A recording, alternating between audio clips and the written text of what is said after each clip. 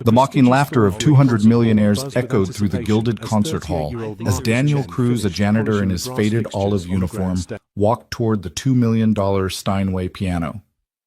"Our cleaning boy thinks he can play," Victor Langford announced with cruel delight, his champagne glass raised in mockery. But as Daniel's weathered fingers touched those ivory keys, the first note that rang out would shatter every assumption in that room and reveal a story of sacrifice that would bring even the coldest hearts to tears. Stay with me until the end of this incredible journey and comment below which city you're watching from so I can see how far our story has traveled. The September rain drummed against the tall windows of Harrington Concert Hall, creating rivulets that distorted the city lights beyond. Inside, warmth radiated from crystal chandeliers that cast golden pools across marble floors polished to mirror perfection.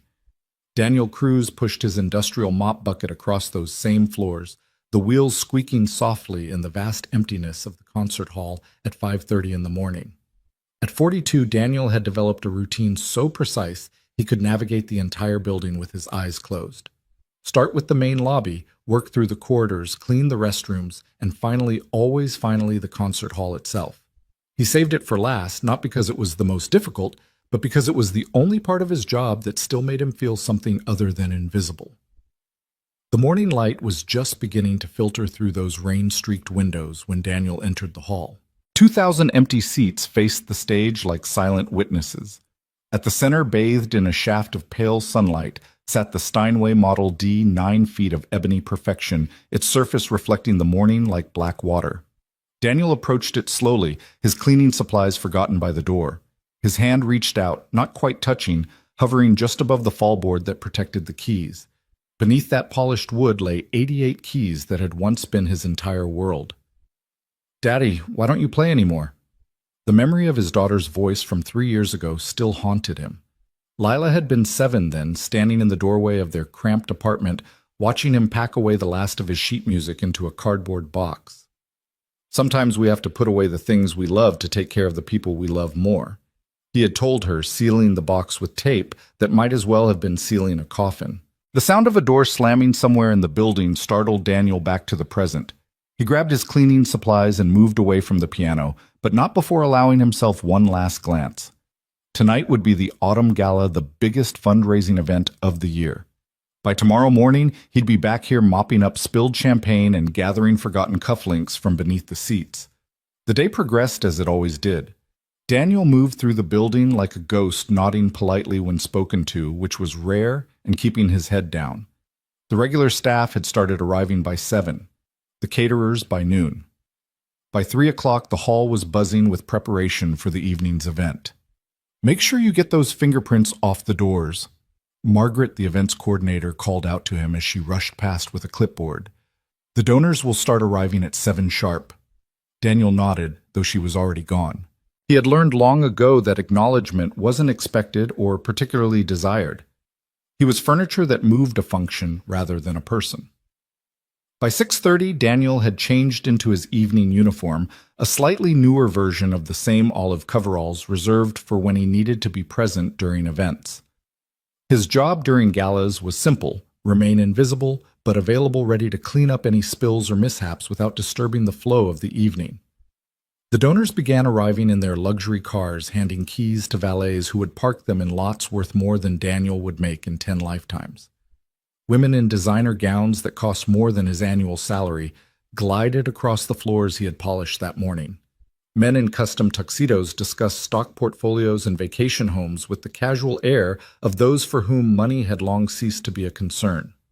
Daniel stationed himself in the shadows near the service entrance, watching the crowd fill the hall. He recognized many of the faces not because they recognized him, but because he had been cleaning up after them for 5 years. There was Richard Blackstone, the pharmaceutical executive who always left his whiskey glasses on the piano. Jennifer Walsh, the senator's wife, who had once stepped on his hand while he was cleaning under a table and hadn't even noticed. And of course, Victor Langford. Langford was the chairman of the concert hall's board, a real estate mogul, who had built his fortune on luxury developments that had displaced thousands of working-class families across the city. He was tall, silver-haired, with the kind of aggressive charisma that made people either worship or despise him. Daniel had plenty of reasons for the latter, not least of which was Langford's habit of making sport of the service staff. "Ladies and gentlemen," Langford's voice boomed across the hall as he took the stage, his wireless microphone catching every note of his practiced enthusiasm. "Welcome to our annual Autumn Gala." Applause rippled through the crowd. Daniel watched from his corner, noting a spilled wine glass near the third row that would need attention once the speeches were over. "Tonight we celebrate not just the arts," Langford continued, "but the generosity of spirit that keeps this magnificent hall alive. Your contributions ensure that future generations will have access to the transformative power of music." More applause. Daniel's jaw tightened. Future generations of the wealthy, perhaps. Tickets to performances here started at $200. When he was studying at the conservatory, he had saved for 3 months to afford a single seat to hear Mikhail Volkov perform. Now Volkov was dead, and Daniel was mopping the floors Volkov had once graced. The evening progressed with the usual parade of speeches, each donor trying to outdo the last with their pledges. Margaret appeared at Daniel's elbow during the third speech. "There's been an accident in the green room," she whispered urgently. "Someone knocked over an entire tray of wine. Can you—" Daniel was already moving, grabbing his supplies. The green room was where the evening's entertainment was preparing a string quartet from the City Symphony. When Daniel entered, he found 4 musicians in formal attire standing helplessly around a spreading puddle of red wine that was dangerously close to a violin case. "Oh, thank God," the first violinist said. "We didn't want to leave the instruments, but—" "I've got it," Daniel said quietly, already kneeling with his towels. The wine had splattered across the floor in a pattern that reminded him absurdly of a Pollock painting. He worked quickly, efficiently, aware of the musicians watching him. "That's a Guarneri," the violinist said nervously, indicating the violin case. "It's worth more than my house." Daniel carefully moved the case to safety before continuing his work. As he did, he noticed the sheet music spread across a nearby table, Mozart's String Quartet No. 19, the Dissonance Quartet. Despite himself, he found his eyes tracking across the familiar notes of the first violin part. "You read music?" the second violinist asked, noticing his gaze. Daniel looked up, startled. A little. The first violinist laughed. "Most people can't even tell it's music they're looking at. You play—" "Used to," Daniel said, returning his attention to the floor. "Long time ago." "What instrument?" "Piano." There was something in the way he said it, a weight, a history, that made the musicians exchange glances. "You should come hear us sometime," the cellist offered. "I mean, when you're not working. We do free performances on Sunday afternoons sometimes." Daniel smiled, a genuine smile that transformed his usually guarded face. "That's kind." "Thank you." He finished cleaning and left quickly, not wanting to extend the conversation. Kindness from strangers always made him uncomfortable now, like wearing clothes that no longer fit. Back in the main hall, the speeches had concluded and dinner was being served. Daniel returned to his post, watching the elegant choreography of the waitstaff as they delivered course after course to tables dressed in white linen and crystal. It was during the dessert service that it happened. Langford had been holding court at the head table, regaling his captive audience with stories of his latest development project, a revolutionary luxury complex that would transform another working-class neighborhood. He had consumed quite a bit of wine, his voice growing louder and more boastful with each glass. "The truth is," Langford was saying, gesturing expansively with his dessert fork, "most people simply don't appreciate culture. They wouldn't know real art if it walked up and introduced itself." Speaking of which, one of his companions, a hedge fund manager named Preston, interjected with a smirk, "I heard the most amusing thing. Apparently one of the janitors here claims he can play piano. Can you imagine?" The table erupted in laughter. Daniel, standing 30 feet away, felt his blood turn to ice. "Which one?" Langford asked, his eyes scanning the room with predatory interest. "I don't know his name," Preston said. "Hispanic fellow, I think. Someone overheard him talking to the musicians earlier." Langford's gaze found Daniel with laser precision. "You there?" he called out, his voice carrying across the entire hall. "Maintenance, come here." Every head in the room turned. Daniel felt 200 pairs of eyes fix on him as he slowly walked toward the head table, his footsteps echoing in the sudden silence. "Are you the one who claims to play piano?" Langford asked, his tone dripping with amusement. Daniel stood very still, his hands clasped behind his back. "I used to play, sir, many years ago." "Used to?" Langford stood addressing the room now. "Ladies and gentlemen, it seems we have a hidden maestro among us. Our janitor here used to play piano." The laughter that followed was different from before, sharper, meaner. It was the laughter of those who found sport in the misfortune of others. "Tell us," Langford continued, clearly enjoying himself, "where did you study the prestigious Academy of Mop and Bucket?" More laughter. Someone actually applauded. Daniel's hands clenched behind his back, but his face remained neutral. "The New England Conservatory, sir." The laughter stopped abruptly. Langford blinked momentarily, thrown off his rhythm. "You're joking, Pitt," he said. "No, sir." Langford studied him for a moment. Then his smile returned wider and more vicious than before. "Well then, this is even better than I thought. Ladies and gentlemen, we have a conservatory-trained pianist who chose to become a janitor. There must be quite a story there. Tell me what happened." "Failed your exams. Couldn't cut it in the real world." Daniel said nothing. "Cat got your tongue," Langford pressed. "Or perhaps you're lying. Perhaps you've been telling stories to make yourself seem more interesting than you really are." "I'm not lying, sir." "Prove it." The words hung in the air like a challenge. Langford gestured grandly toward the Steinway on the stage. "There's a piano right there. Play something for us." "Mr. Langford," Margaret appeared seemingly from nowhere, her face flushed with embarrassment and concern. "I don't think—" "Nonsense." Langford waved her away. "This is the most entertainment we've had all evening. Unless, of course, our friend here would prefer to admit he's been telling tales." Daniel looked at the piano, then back at Langford. In that moment, he saw not just the chairman, but every person who had looked through him for the past 5 years. Every dismissive glance, every failure to acknowledge his humanity, every assumption that because he pushed a mop, he was somehow less than them. "What would you like me to play?" Daniel asked quietly. The room erupted in excited murmurs. Phones appeared in hands ready to capture what everyone assumed would be a spectacular humiliation. "Oh, this is too good," Langford laughed. "By all means, dealer's choice. Play whatever you think you can manage. Maybe chopsticks, I believe that's appropriate for beginners." Daniel walked to the stage. Each step felt like a mile, like walking through water, like every nightmare he'd had about returning to a piano after Maria died. The audience was settling in, pulling their chairs around for a better view, their faces alight with the particular excitement that comes from witnessing someone else's impending embarrassment. He sat at the bench, his work boots incongruous against the brass pedals. The lid was already open. It was always kept open during galas, a visual reminder of the hall's purpose. Daniel looked down at the keys, and for a moment he couldn't breathe. The last time he had sat at a piano like this, Maria had been in the audience.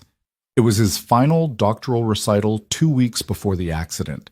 She had been 8 months pregnant with Lila, radiant in a blue dress that brought out her eyes. "Play like you're telling our baby a story," she had whispered to him before he went on stage. "Play like you're showing her all the beautiful things waiting for her in this world." 2 weeks later, a drunk driver ran a red light. Maria died on impact.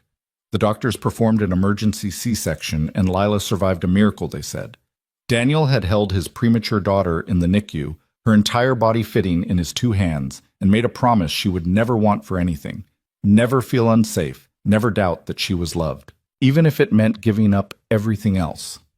The doctorate went unfinished. The concert career that had been waiting for him evaporated. He sold his piano to pay for Maria's funeral and Lila's medical bills. When the money ran out, he took the first job he could find that offered health insurance and stable hours. 5 years later, here he was. Daniel placed his hands on the keys. The muscle memory was still there, would always be there. Some things the body never forgets. He began to play. It wasn't chopsticks. It wasn't even Chopin's Nocturne in E-flat major, though he would play that later. He began with something more unexpected. Rachmaninoff's Prelude in G minor, Op. 23. Number 5. It was a piece that demanded not just technical skill but emotional depth, a piece that could only be played by someone who had lived through both triumph and loss. The first notes rang out like a declaration of war. Daniel's left hand established the march-like rhythm, while his right hand sang the melody, proud, defiant, tinged with an underlying sadness that spoke of things that could never be recovered. The laughter in the room died instantly. Phones that had been raised to record a humiliation remained raised, but now they were capturing something else entirely. The transformation was immediate and absolute. The janitor in olive coveralls had vanished, replaced by an artist whose presence filled the entire hall. Daniel's hands moved across the keyboard with the kind of fluid precision that comes only from years of dedicated study. The Rachmaninoff built in intensity, the march becoming a storm, the melody fragmenting and reforming in increasingly complex patterns. He played with his whole body, swaying with the rhythm, his face reflecting every emotional shift in the music. In the audience, Victor Langford had slowly sunk back into his chair, his face pale. Around him, mouths hung open. Someone dropped a fork, and the clatter sounded like thunder in the silence between notes. Daniel moved seamlessly from the Rachmaninoff into Liszt's La Campanella, one of the most technically demanding pieces in the piano repertoire. His fingers flew across the keys and passages that most professional pianists struggled with, the bell-like melody singing above the furious accompaniment. It was showing off, he knew, but he couldn't help himself. 5 years of silence, 5 years of being invisible, 5 years of holding all of this inside. It came pouring out through his fingers like water breaking through a dam. A woman in the third row was crying. She didn't know why exactly, only that she was witnessing something profound, not just a performance, but a revelation. Here was beauty in unexpected places, talent in overlooked corners, a reminder that every person carrying a mop or serving a meal or cleaning a bathroom might be carrying within them entire universes of capability and dreams. Daniel transitioned into something softer, Debussy's Clair de Lune. If the Rachmaninoff had been defiance and the Liszt had been technical mastery, the Debussy was pure emotion. He played it for Maria for the nights they had spent walking under moonlight planning their future. He played it for Lila for all the lullabies he had hummed to her when she was too small to understand that her mother was never coming back. The notes floated through the hall like memories made audible. Even the waitstaff had stopped standing frozen with trays in their hands, transfixed. Margaret stood by the service door, tears streaming down her face, her clipboard forgotten on the floor.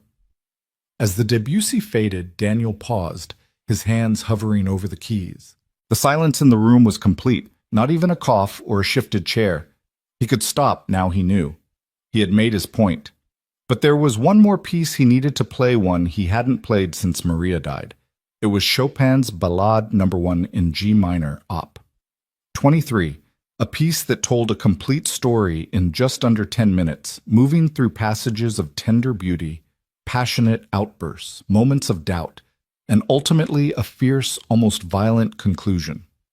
It was the piece he had been practicing when Maria told him she was pregnant.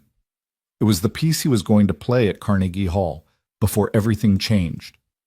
He began quietly, the opening melody unfolding like a question.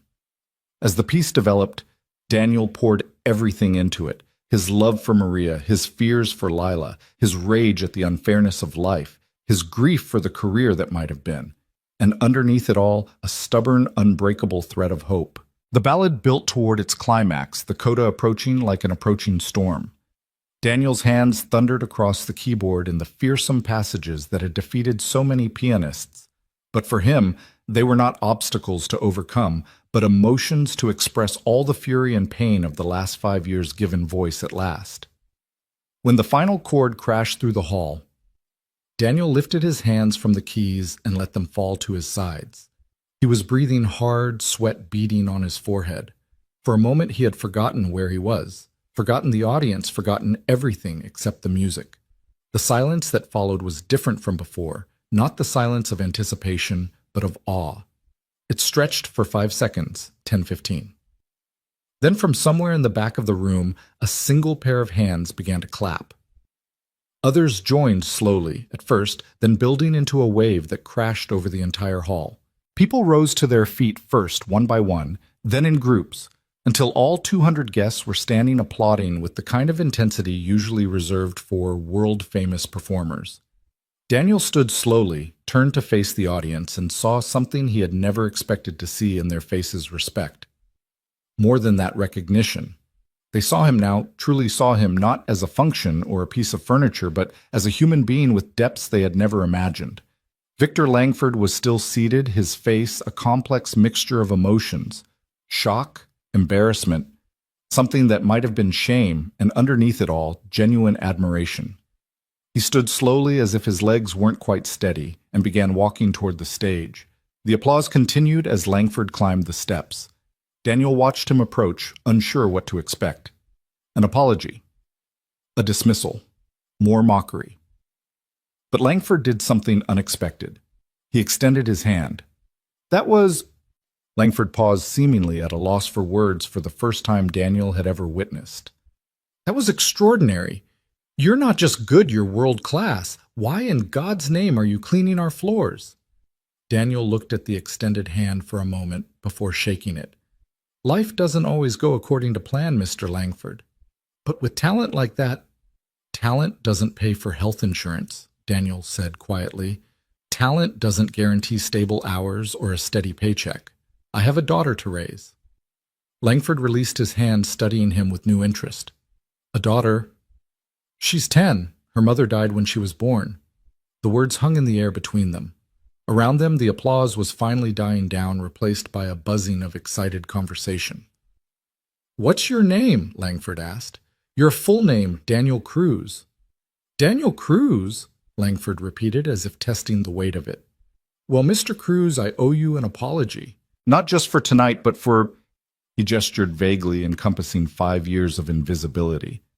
You don't owe me anything, Mr. Langford. On the contrary, I owe you a great deal. We all do. Langford turned to address the room, his voice carrying without the microphone. Ladies and gentlemen, I think we've all learned something tonight about the danger of assumptions.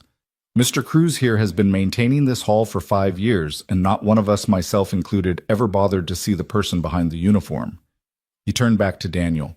You said you studied at the New England Conservatory. Yes. Doctoral program. I was 2 weeks from defending my dissertation when... Daniel stopped. When life intervened. Langford nodded slowly.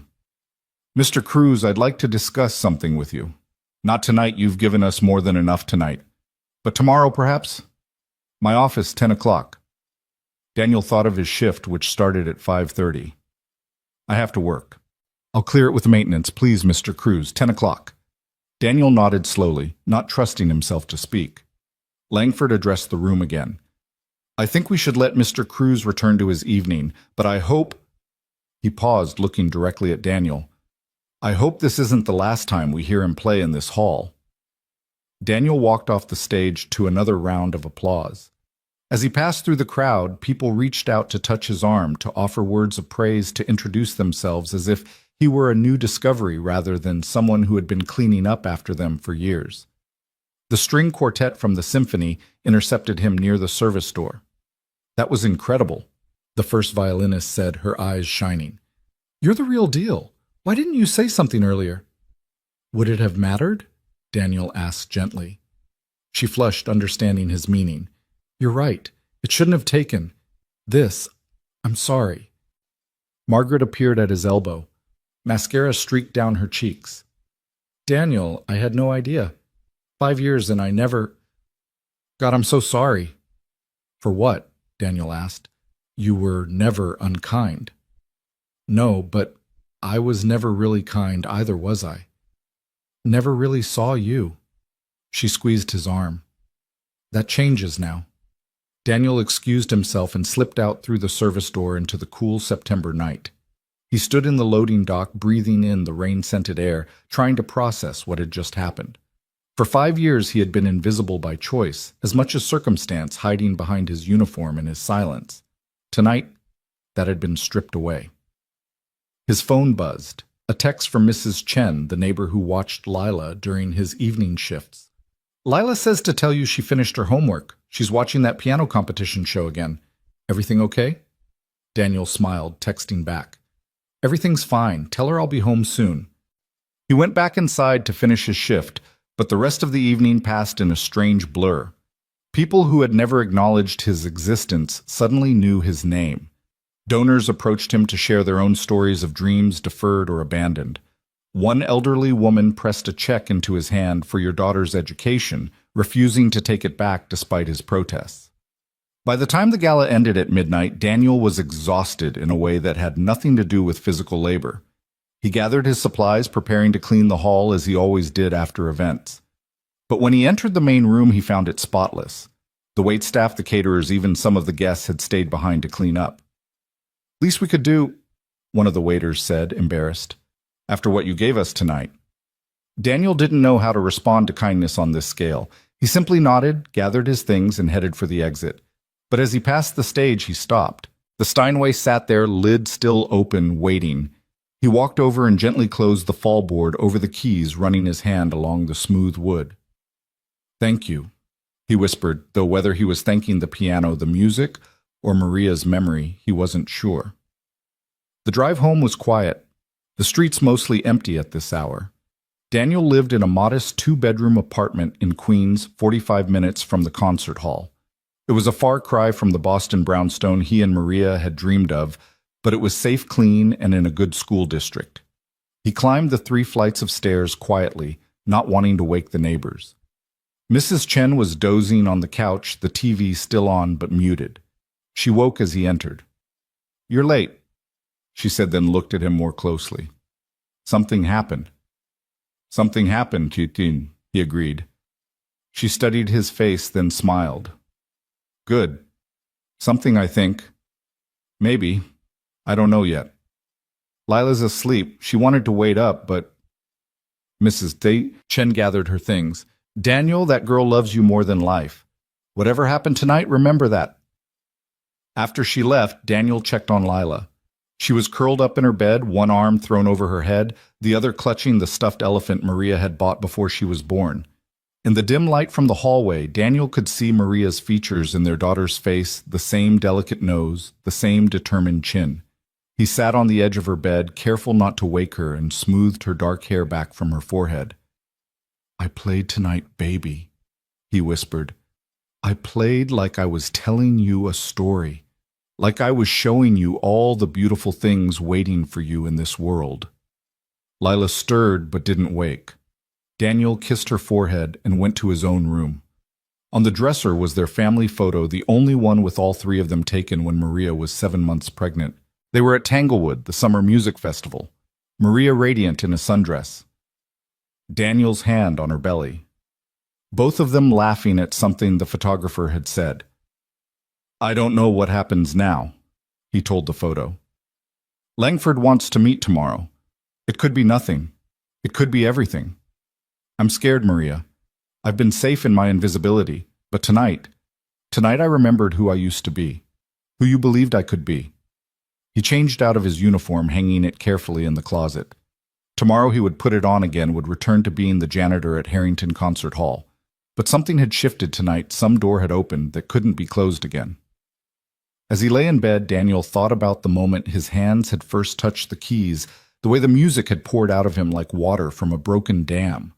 For 5 years, he had convinced himself that music was something he used to do, a person he used to be. But tonight had proven that music wasn't what he did. It was who he was.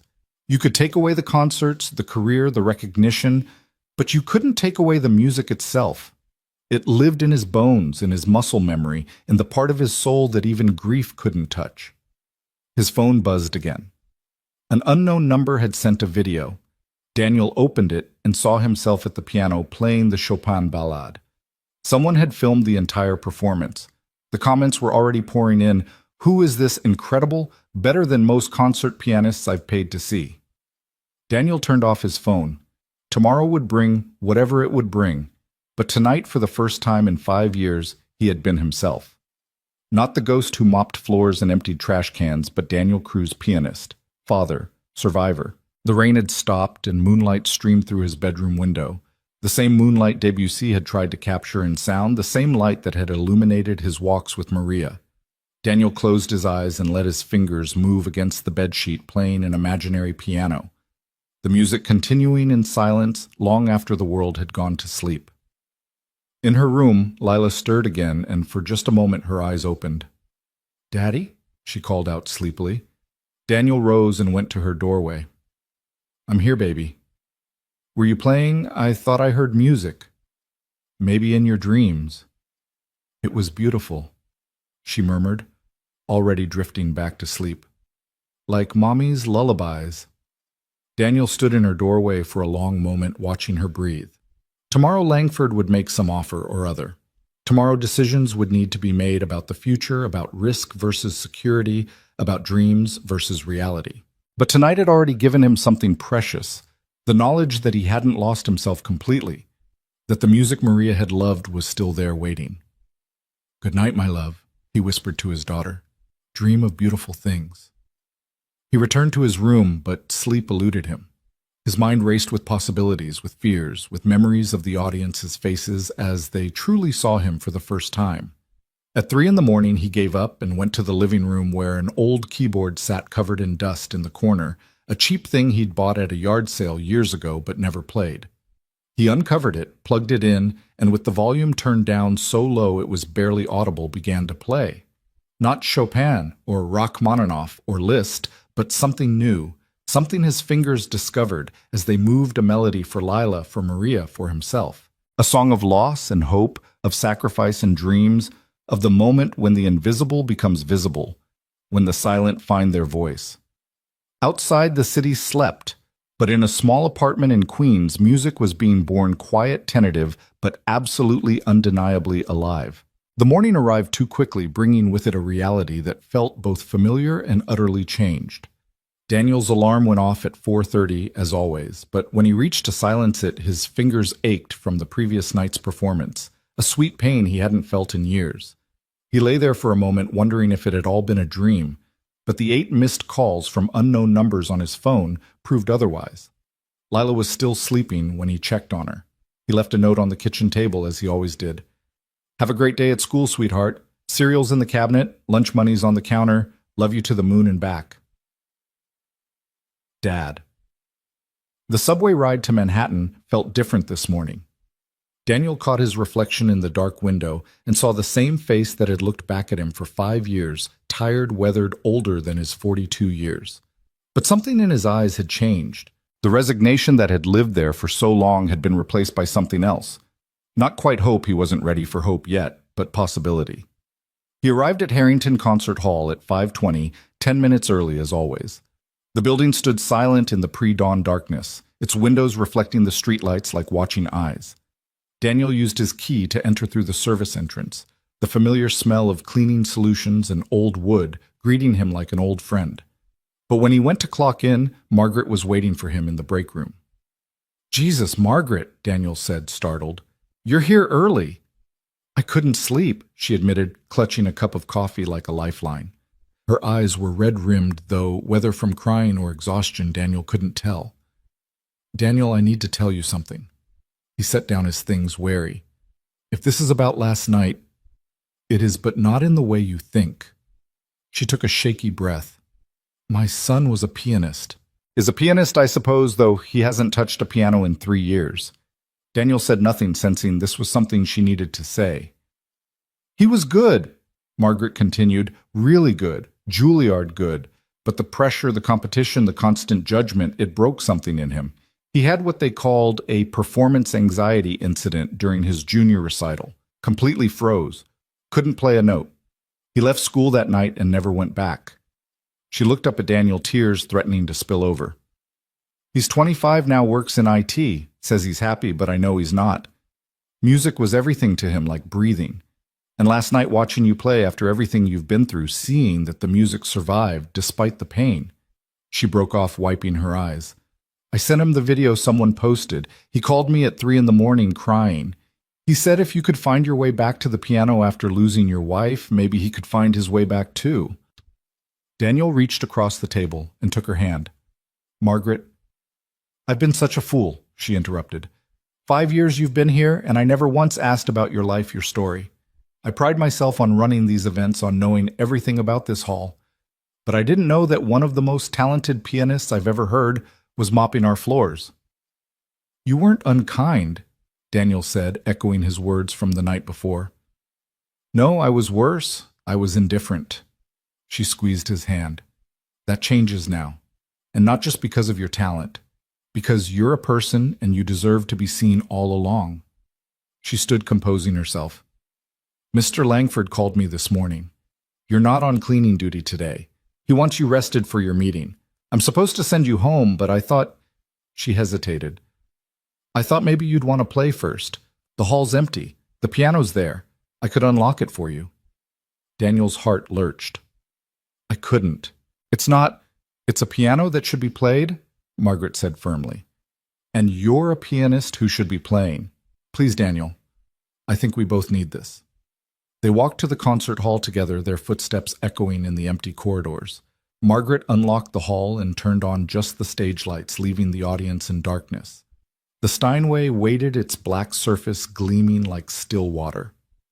"I'll be in my office," Margaret said softly. "Take as long as you need." Alone with the piano, Daniel approached it slowly. In the daylight, without an audience, without the pressure of proving himself, it was just an instrument. Wood and wire and felt, assembled with precision and care. He sat at the bench and opened the fallboard, revealing the keys. This time he didn't play Chopin or Rachmaninoff. He played Bach, the Goldberg Variations music that was both mathematical and deeply human-structured and free. It was music that demanded nothing but attention, that existed simply to exist, like breathing or heartbeat. As he played, Daniel felt something inside him begin to unknot. For 5 years he had carried his grief like a stone in his chest, heavy and immovable. But music, he realized, was like water. It could flow around the stone, could find the cracks and crevices, could slowly, patiently wear it down to something manageable. He was halfway through the variations when he heard footsteps. He looked up to see a man in his 60s standing in the doorway wearing an expensive suit, but looking oddly uncertain. "Please don't stop," the man said. "I'm early for a meeting, but I heard the music and—" He paused. "You're him, aren't you, the janitor from last night? The video's already has 2 million views." Daniel's hand stilled on the keys. 2 million. Someone posted it on social media with the caption, "Janitor stuns elite crowd with world-class performance." It's everywhere. My wife sent it to me this morning. She said it made her cry. The man walked closer, his footsteps careful as if afraid to disturb something sacred. "I'm Richard Blackstone. I was here last night, though I'm ashamed to say I don't remember seeing you before that, despite apparently attending dozens of events you must have worked." Daniel recognized the name, the pharmaceutical executive who always left his whiskey glasses on the piano. "You like Lagavulin," Daniel said quietly. "Neat. You usually have 3 glasses during an event." Blackstone's face reddened. "You notice everything, don't you? While we noticed nothing." He sat down in one of the front row seats. "I have a confession. I can't read music. I can't play any instrument. But I love it live for it, really. It's why I donate to this hall. And last night what you played, I've heard that Chopin Ballade performed by some of the world's most famous pianists, but none of them made me feel what you made me feel." "What did you feel?" Daniel asked, genuinely curious. Blackstone thought for a moment. "Like I was seeing someone's entire life laid bare. The joy, the pain, the loss, the love, all of it, without words, without explanation. Just truth." They sat in silence for a moment, then Blackstone stood. "Mr. Cruz, I don't know what Langford has planned for your meeting, but I want you to know that whatever happens, you have supporters now, people who won't let you disappear again." He pulled out a business card. "My daughter runs a music therapy program for children with disabilities. They're always looking for pianists. The pay isn't much, but—" "It's not about the pay," Daniel said, taking the card. "No," Blackstone agreed. "It never is it? Not for the real artists." After he left, Daniel played for another hour, working through pieces he hadn't touched in years. His fingers remembered everything, every passage, every phrase, every subtle gradation of touch that distinguished good playing from great. When he finally stopped, his hands were trembling, not from exhaustion, but from emotion. He closed the piano and made his way to the lobby, where he found a small crowd had gathered. Apparently word had spread that he was playing, and several staff members had come early to listen. They applauded as he appeared, and Daniel felt his face burn with embarrassment. "Don't stop playing," one of the security guards called out. "We've been listening from out here. It's beautiful." Daniel nodded, overwhelmed, and quickly made his way to the break room. He had 2 hours before his meeting with Langford, and he needed to think. He made himself a cup of coffee, the good stuff that was usually reserved for management, and sat at the scarred wooden table where he'd eaten hundreds of lonely meals. His phone rang. The school, "Sir, Mr. Cruz. This is Principal Morrison. I'm afraid there's been an incident with Lila." Daniel's blood turned to ice. "Is she hurt?" No, nothing like that, but she's very upset. Apparently some of the children saw the video of you playing, and well, children can be cruel. They've been teasing her about her father being a janitor. She's in my office now, and I think you should come." Daniel was out the door before the principal finished speaking. He caught a taxi, an extravagance he couldn't afford, but didn't care about in that moment. During the ride, his phone buzzed constantly with messages and calls, but he ignored them all. Nothing mattered but Lila. He found her in the principal's office, her face streaked with tears, her hands clenched in her lap. When she saw him, she launched herself into his arms. "Daddy, they said horrible things," she sobbed into his shoulder. "They said you were pretending to be something you're not. They said people like us don't belong in places like that. They said—" "Shh, baby," Daniel murmured, holding her tight. "It's okay. I'm here." Principal Morrison, a kind-faced woman in her 50s, looked troubled. "Mr. Cruz, I've spoken to the children involved, and their parents will be contacted. But I wanted you to know that Lila defended you quite fiercely. She may have also punched Timothy Walker in the nose." "Lila," Daniel pulled back to look at his daughter's face. "He said you were just a servant playing dress-up," Lila said defiantly, though her lip trembled. "He said his father could buy and sell people like us." Daniel's jaw tightened. Timothy Walker's father was a hedge fund manager, one of those who'd laughed the loudest last night before the performance. "Violence is never the answer," Daniel said, though part of him wanted to punch Timothy Walker's father himself. "You know that." "I know," Lila whispered. "But Daddy, why didn't you tell me? All this time I thought you gave up music for me. I thought it was my fault." Daniel's heart broke. He knelt down to her level, taking her small hands in his. "Listen to me, Lila. I made choices, yes, but they were my choices made from love, never from obligation. You are not, and have never been anything but the greatest gift in my life. Understand?" She nodded, but doubt still lingered in her eyes. Principal Morrison cleared her throat. "Mr. Cruz, if I may, I watched the video this morning. What you did last night was extraordinary. But I think what's even more extraordinary is what you've done every day for the past 5 years, showing up, working hard, taking care of your daughter. That takes a different kind of talent, one that's much rarer than musical ability." "Can I go home?" Lila asked quietly. Daniel looked at the principal, who nodded. "I think that would be best for today." "Lila, you're not in trouble, but we need to talk about better ways to handle conflict, okay?" As they left the school, Lila clung to Daniel's hand. "Daddy, are you going to be a pianist now?" "Like for real?" "I don't know, baby. I have a meeting with Mr. Langford in—" He checked his watch and swore under his breath. 45 minutes. "I have to go back to the hall. Can I come—" Daniel hesitated. He'd never brought Lila to the concert hall, had kept that part of his life separate, protected. But looking at her tear-stained face, he realized that separation had been a mistake. She deserved to see all of who he was. "Okay," he said, "but you have to promise to be quiet during my meeting." The taxi ride back to the hall was quiet. Lila pressed against his side, her hand in his. Daniel's phone continued to buzz, but he turned it off completely. Whatever the world wanted from him could wait. They arrived at the hall with 10 minutes to spare. Daniel led Lila through the main entrance this time, not the service door. Several people recognized him, pointing and whispering, but he kept walking Lila's hand firmly in his. Margaret was waiting in the lobby. Her face lit up when she saw Lila. "You must be the famous daughter," she said warmly. I'm Margaret. Your father has told me absolutely nothing about you, but I'd love to change that. Would you like to see the hall while your dad has his meeting?" Lila looked up at Daniel, who nodded. "It's okay. Margaret's a friend." The word friend made Margaret's eyes water, but she covered it with a bright smile. "Come on then, let me show you where your father played last night, and where hopefully he'll play again." Daniel watched them go, then made his way to Langford's office on the third floor. He'd cleaned it hundreds of times, but had never been invited in while Langford was present.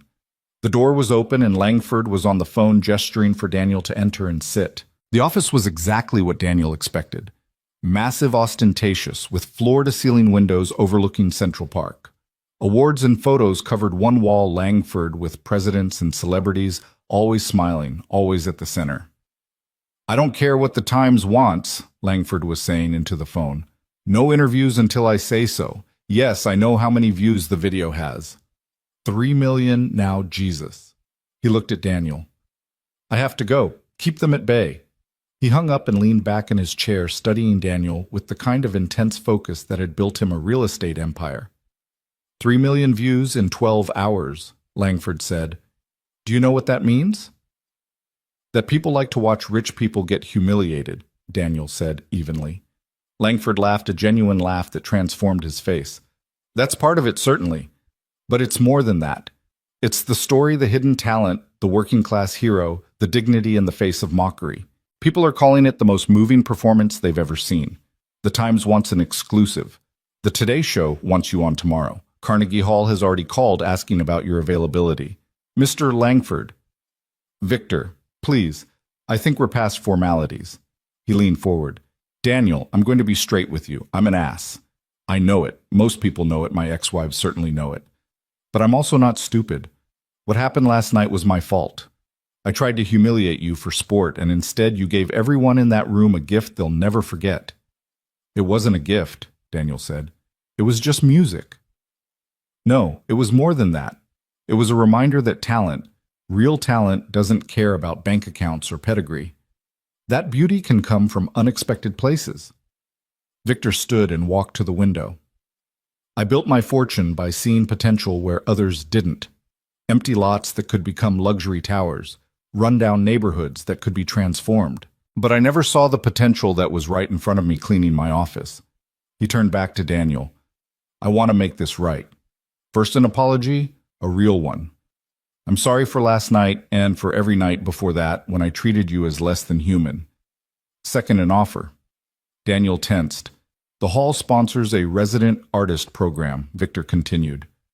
"It's been vacant for 2 years because we couldn't find the right person. The position comes with a salary, a real salary, not minimum wage health benefits, and a budget for performances. You'd be required to perform 4 times a year in the main hall, plus educational outreach in schools. The rest of your time would be your own to practice, to compose, to teach private students if you wish." Daniel couldn't breathe. "Mr. Langford, Victor, I don't have a doctorate. I never finished." "You think I care about a piece of paper I heard you play? That's all the qualification you need." Victor returned to his desk, pulling out a contract. "The salary is $75,000 a year to start. I know it's not what top pianists make, but it's more than I've made in the last 5 years combined," Daniel said quietly. "There's more. We'll create a scholarship in your wife's name, the Maria Cruz Memorial Scholarship for young pianists from working-class families. And your daughter Lila, right? She'll have free access to any educational programs the hall offers."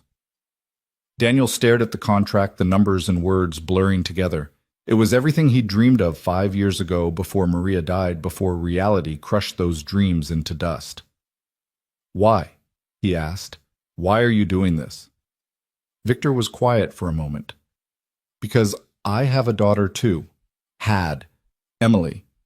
She was a violinist, talented like you. But I pushed her toward business, toward practical things. Told her music was a hobby, not a career. She went to Wharton, got her MBA, worked at my company for exactly 1 year, then killed herself." His voice was steady, but his hands trembled slightly. "She left a note. Said she'd rather die than live a life without music. Said I'd killed her soul long before she killed her body." The office fell silent except for the distant sound of traffic. I can't bring Emily back, Victor continued, but I can make sure other artists don't have to choose between their gift and survival. You shouldn't have had to give up music to raise your daughter. The fact that you did says everything about your character, but the fact that you had to is an indictment of all of us. Daniel thought of Lila probably down in the concert hall with Margaret right now. Thought of the tiny apartment in Queens, the constant worry about money, the dreams he'd buried so deep he'd thought they were dead. Can I think about it? He asked. Of course. But Victor's phone rang. He looked at it and frowned. It's the Times again. They're persistent. He declined the call. The world wants to hear your story, to hear you play. Don't make them wait too long. Daniel stood to leave, then paused. The video, who took it? Half the room, apparently. But the first one, the one that went viral. That was my assistant. She said she started recording to capture my humiliation when you failed. Instead, she captured something else entirely. He smiled ruefully. She also quit this morning, by the way. Said she couldn't work for someone who treated people the way I treated you. So you've cost me an excellent assistant, but I suppose I deserve that. Daniel left the office in a daze. He found Margaret and Lila in the concert hall, Lila sitting at the piano, her small fingers picking out a simple melody. She has natural ability, Margaret said quietly. Have you thought about lessons for her? We couldn't afford? Daniel began, then stopped. If he took Victor's offer, they could afford it. They could afford many things. Daddy, Lila called out. Margaret showed me the video. You were amazing. Why didn't you ever tell me you could play like that? Daniel walked to the piano and sat beside his daughter on the bench. Sometimes we forget parts of ourselves, he said. Sometimes we have to put them away for a while. But music, real music, it never really leaves us. Will you teach me? Lila asked. To play like you. Daniel put his arm around her. If you want to learn. I want to learn everything, she said fiercely. I want to play like you and Mom did. Daniel's throat tightened. He'd never played for Lila, had never even told her that Maria had been a singer, that they'd met at the conservatory, that their apartment in Boston had been filled with music from morning to night. Your mom had the most beautiful voice, he said softly. She could make people cry just by humming. Really? Really? She sang to you every day when you were growing inside her. Said she wanted you to be born knowing you were loved. Lila leaned against him. Play something for her. For Mom. Daniel looked at Margaret, who nodded encouragingly. He placed his hands on the keys and began to play not Chopin or Rachmaninoff, but a simple melody Maria used to sing, a Portuguese lullaby her grandmother had taught her. As he played, he could almost hear her voice, feel her presence, as if the music had summoned her spirit into the hall. Lila began to hum along, though she couldn't know the melody. But perhaps Daniel thought she did know it. Perhaps it had been sung to her so many times in the womb that it lived in her bones the way music lived in his. When he finished, all three of them were crying. Take the job, Daddy, Lila whispered. Take it for Mom. Daniel looked at his daughter, at Margaret at the piano that had changed everything in a single night. He thought about the 5 years of invisibility, of safety, of quiet survival. Then he thought about the feeling of the keys under his fingers, the sound of applause, the faces of people truly seeing him for the first time. But most of all, he thought about Maria, about the life they'd planned, the dreams they'd shared. She wouldn't want him to live in the shadows. She'd want him to play, to fill the world with music, to show their daughter that dreams, even deferred ones, were worth pursuing. Okay, he said quietly. Okay. Margaret squeezed his shoulder. Lila hugged him tight. And somewhere Daniel was certain Maria was smiling. His phone, still turned off, held 57 messages. The world wanted to hear from the janitor who played like an angel, but for now, in this moment, Daniel Cruz was exactly where he needed to be, at a piano with his daughter, ready to begin again. The afternoon sun streamed through the tall windows, casting long shadows across the stage. Daniel began to play again, this time a piece he improvised on the spot. Something new, something hopeful, something that spoke of second chances and unexpected grace. Lila watched his hands, memorizing the movements, already imagining the day she would play beside him. Margaret stood in the wings, making plans. There would be a concert, she decided, a proper one with publicity and programs, and Daniel in a tuxedo instead of coveralls. They would fill this hall with people who came specifically to hear him play not as a curiosity or human interest story, but as the artist he had always been. As the music filled the hall, other staff members began to drift in. The security guard from the morning shift, 2 maintenance workers who had taken over Daniel's duties for the day, the assistant conductor of the youth orchestra who had heard the news. They all stood quietly, respectfully listening to something they recognized as precious, not just the music, but the moment of transformation, the instant when someone stops being who they were forced to become and starts being who they were meant to be. Daniel played for an hour, 2 hours, losing track of time. His fingers relearned their strength, their precision, their capacity for expression. With each piece, he felt layers of grief and resignation falling away like old paint, revealing something bright and vital underneath.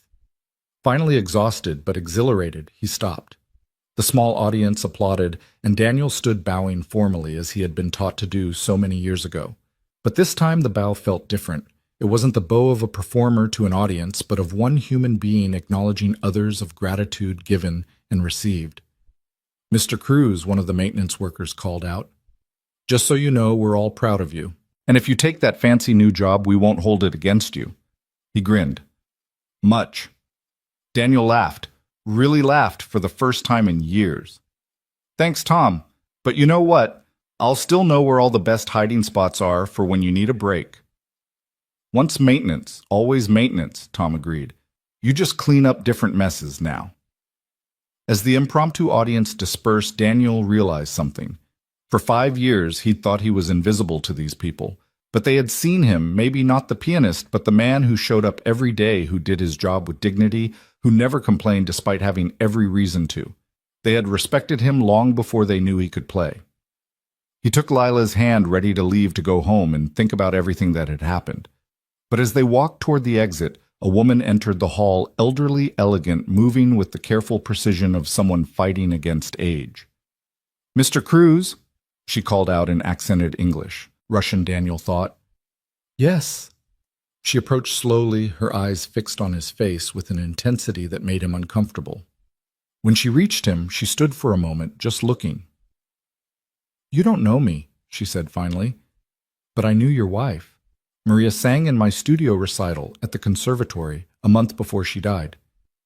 Daniel's breath caught.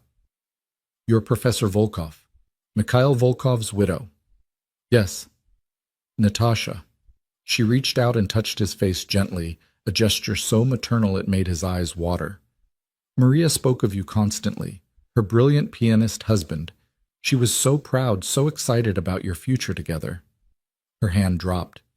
"When I heard about the accident, I tried to find you, but you had disappeared." "I had a daughter to raise," Daniel said quietly. "Priorities changed." "No," Natasha said firmly. "Priorities expanded. There's a difference." She looked at Lila. "You have your mother's eyes, little one, and I suspect your father's hands. Do you play?" "He's going to teach me," Lila said shyly. "Good. Music is inheritance passed from one generation to the next. It should not die with us." She turned back to Daniel. "I saw the video this morning. My husband would have wept to hear you play that ballade. He always said the best pianists were those who had lived, who had suffered, who had something to say beyond the notes." She reached into her purse and pulled out an old program yellowed with age.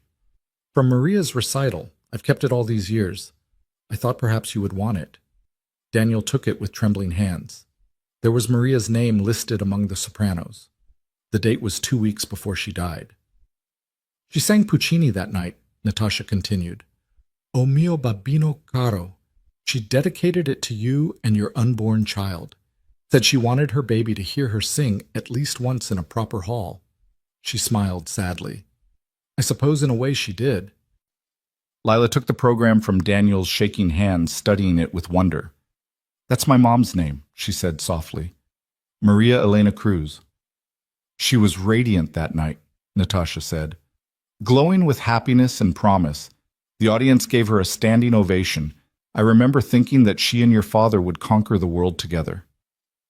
"We were so young," Daniel whispered, "so certain everything would work out." "You are still young, Natasha said firmly. 42 is nothing in the life of an artist. Rubinstein played until he was 90, Horowitz until he died. You have decades ahead of you, Mr. Cruz, decades to make the music you and Maria dreamed of. She turned to leave, then paused. I teach now privately only a few students. If your daughter is interested, I would be honored to help guide her. No fee, consider it a debt to Maria's memory. Before Daniel could respond, she was gone, moving through the hall with the same regal bearing that had made her husband legendary. Daniel stood holding Lila's hand, the program clutched in his other hand, feeling as if the universe was conspiring to push him back toward music. Every door he'd thought closed was opening. Every bridge he'd thought burned was rebuilding itself. Daddy, Lila said quietly, I think Mom would want you to be happy. I am happy. I have you. But you could be happier. You could have me and music. She looked up at him with eyes that were indeed Maria's dark, intelligent seeing too much. I don't want you to give up things for me anymore. I want you to show me how to reach for things instead. Daniel knelt down and hugged his daughter tight, breathing in the scent of her shampoo, feeling the solid reality of her in his arms. She was right, of course. Children always knew the truth that adults tried to complicate. Okay, he said into her hair. We'll reach together. They left the hall as the sun was setting, painting the sky in shades of rose and gold. The city rushed around them indifferent and eternal, but Daniel felt like he was walking through a different world than the one he'd inhabited that morning. Same streets, same buildings, same crowds, but everything had shifted as if someone had adjusted the focus and brought it all into clarity. Back in their apartment that night after dinner and homework and all the normal routines that shaped their life, Daniel sat at the old keyboard he'd played in the early morning hours. But this time he didn't turn the volume down. He played at full volume, letting the music fill their small space spill out the windows, announced to anyone who cared to listen that Daniel Cruz was a pianist again. Lila sat beside him, her head on his shoulder, humming along to melodies she was only just learning. On the wall, Maria smiled down from her photograph, and Daniel could almost hear her voice joining in, completing the harmony that had been broken but was slowly, carefully being rebuilt. His phone buzzed with another message. The counter showed 127 unread texts now. Tomorrow he would deal with them. Tomorrow he would call Victor Langford and accept the position. Tomorrow he would step into whatever spotlight the world wanted to shine on him. But tonight he was just a father playing piano with his daughter, filling their home with music for the first time in 5 years, letting the notes wash away the dust of grief and reveal what had always been there underneath: love, hope, and the unbreakable bonds that connect one soul to another through melody and memory. Outside their window, the city played its own symphony sirens and car horns and distant music from other apartments. But inside, Daniel and Lila created their own world of sound, a fortress of music that held them safe and promised that tomorrow would be different, would be better, would be filled with possibilities that had seemed dead but were only sleeping, waiting for the right moment to wake. The next morning arrived with a thunderstorm that rattled the windows and turned the streets into rivers. Daniel woke to find Lila already dressed, standing by his bed with a cup of coffee. She'd made herself too much sugar, not enough milk, but perfect in its intention. You have 183 messages now, she announced, holding his phone. Also, there's a man from the New York Times in our living room. Daniel sat up so fast he nearly spilled the coffee. What? He knocked 20 minutes ago, said he'd wait. I gave him orange juice. She paused. The expired kind from last week. Was that mean? Despite everything, Daniel laughed. A little. Did you let a stranger into our apartment? Mrs. Chen is with him. She's telling him about how you helped fix her sink last year and wouldn't take any money for it. Lila sat on the edge of his bed. Daddy, are we going to be famous now? Daniel pulled her close. No, baby. I might get some attention for a while, but fame isn't what this is about. It's about getting to do what I love while still taking care of what I love most. He kissed the top of her head. Which is you. I know, she said matter-of-factly. But can we at least get a piano that doesn't sound like a dying cat? That's the first thing we'll do, Daniel promised. He dressed quickly in his only decent pants and a shirt Lila had given him for Christmas. Light blue, she said it made his eyes look less tired, and entered the living room to find Mrs. Chen holding court with a young man who looked desperately uncomfortable on their worn couch. "Ah, Daniel," Mrs. Chen exclaimed. "I was just telling Mr. Patterson here about the time you played piano for my grandson's birthday. You remember you pretended you didn't know how to play, then surprised everyone with that beautiful Chinese song my mother used to sing." The reporter Patterson stood quickly, extending his hand. He was younger than Daniel expected, maybe 30, with the eager look of someone trying to make their mark. "Mr. Cruz, I'm James Patterson from the Times. I know this is intrusive, showing up like this, but your story, it's extraordinary. People need to hear it." "People have heard it," Daniel said carefully. 3 million of them, apparently. They've seen a video. They haven't heard your story. Patterson pulled out a recorder. "The real story, about your wife, your daughter, the choices you made. This isn't just about a janitor who can play piano. It's about the cost of survival in America, about art versus commerce, about what we sacrifice and why." Mrs. Chen stood. "I'll leave you to talk. Lila, come help me make proper coffee. This young man has been drinking your father's orange juice for 20 minutes and hasn't complained once. He deserves better." As they left, Daniel sat across from Patterson, studying him. "Why do you care?" "Because my mother was a dancer," Patterson said quietly. "Ballet. She was good enough for the American Ballet Theater, but she got pregnant with me at 19. She became a waitress instead. Died when I was 15, never having danced professionally again. I grew up watching her watch ballet on TV, seeing her feet move under the table, practicing positions she'd never perform." He met Daniel's eyes. "Your story isn't unique, Mr. Cruz. That's what makes it important. You're one of thousands, maybe millions, who had to choose between art and survival. But you're the one who got caught on video. You're the one who can speak for all of them." Daniel was quiet for a long moment, listening to the rain against the windows, thinking about all the other Daniel Cruzes out there mopping floors and driving buses and waiting tables, their talents buried under the weight of necessity. "What do you want to know?" he asked finally. Patterson clicked on his recorder. "Everything. Start from the beginning." For the next 2 hours, Daniel talked. He told Patterson about meeting Maria at the conservatory, about their dreams of performing together, him on piano, her singing, about the wedding they couldn't afford, so they got married at City Hall with 2 witnesses they pulled off the street, about the apartment in Boston where they'd practiced until the neighbors complained, then practiced softer, then practiced in their heads when even that was too much. He talked about Maria's pregnancy, how she'd sung every day to their unborn child, convinced that babies could hear music in the womb, that they could be born already knowing beauty. About the night she went to the store for ice cream, she'd been craving strawberry all week, and never came home. The police came to the hospital. Daniel said, his voice steady but his hands shaking. "I was in the middle of a practice session for my doctoral recital. They said there had been an accident, said it was quick, said she didn't suffer." He looked at Patterson. "Do they tell everyone that their loved one didn't suffer, or do they save it for the ones who look like they might fall apart completely?"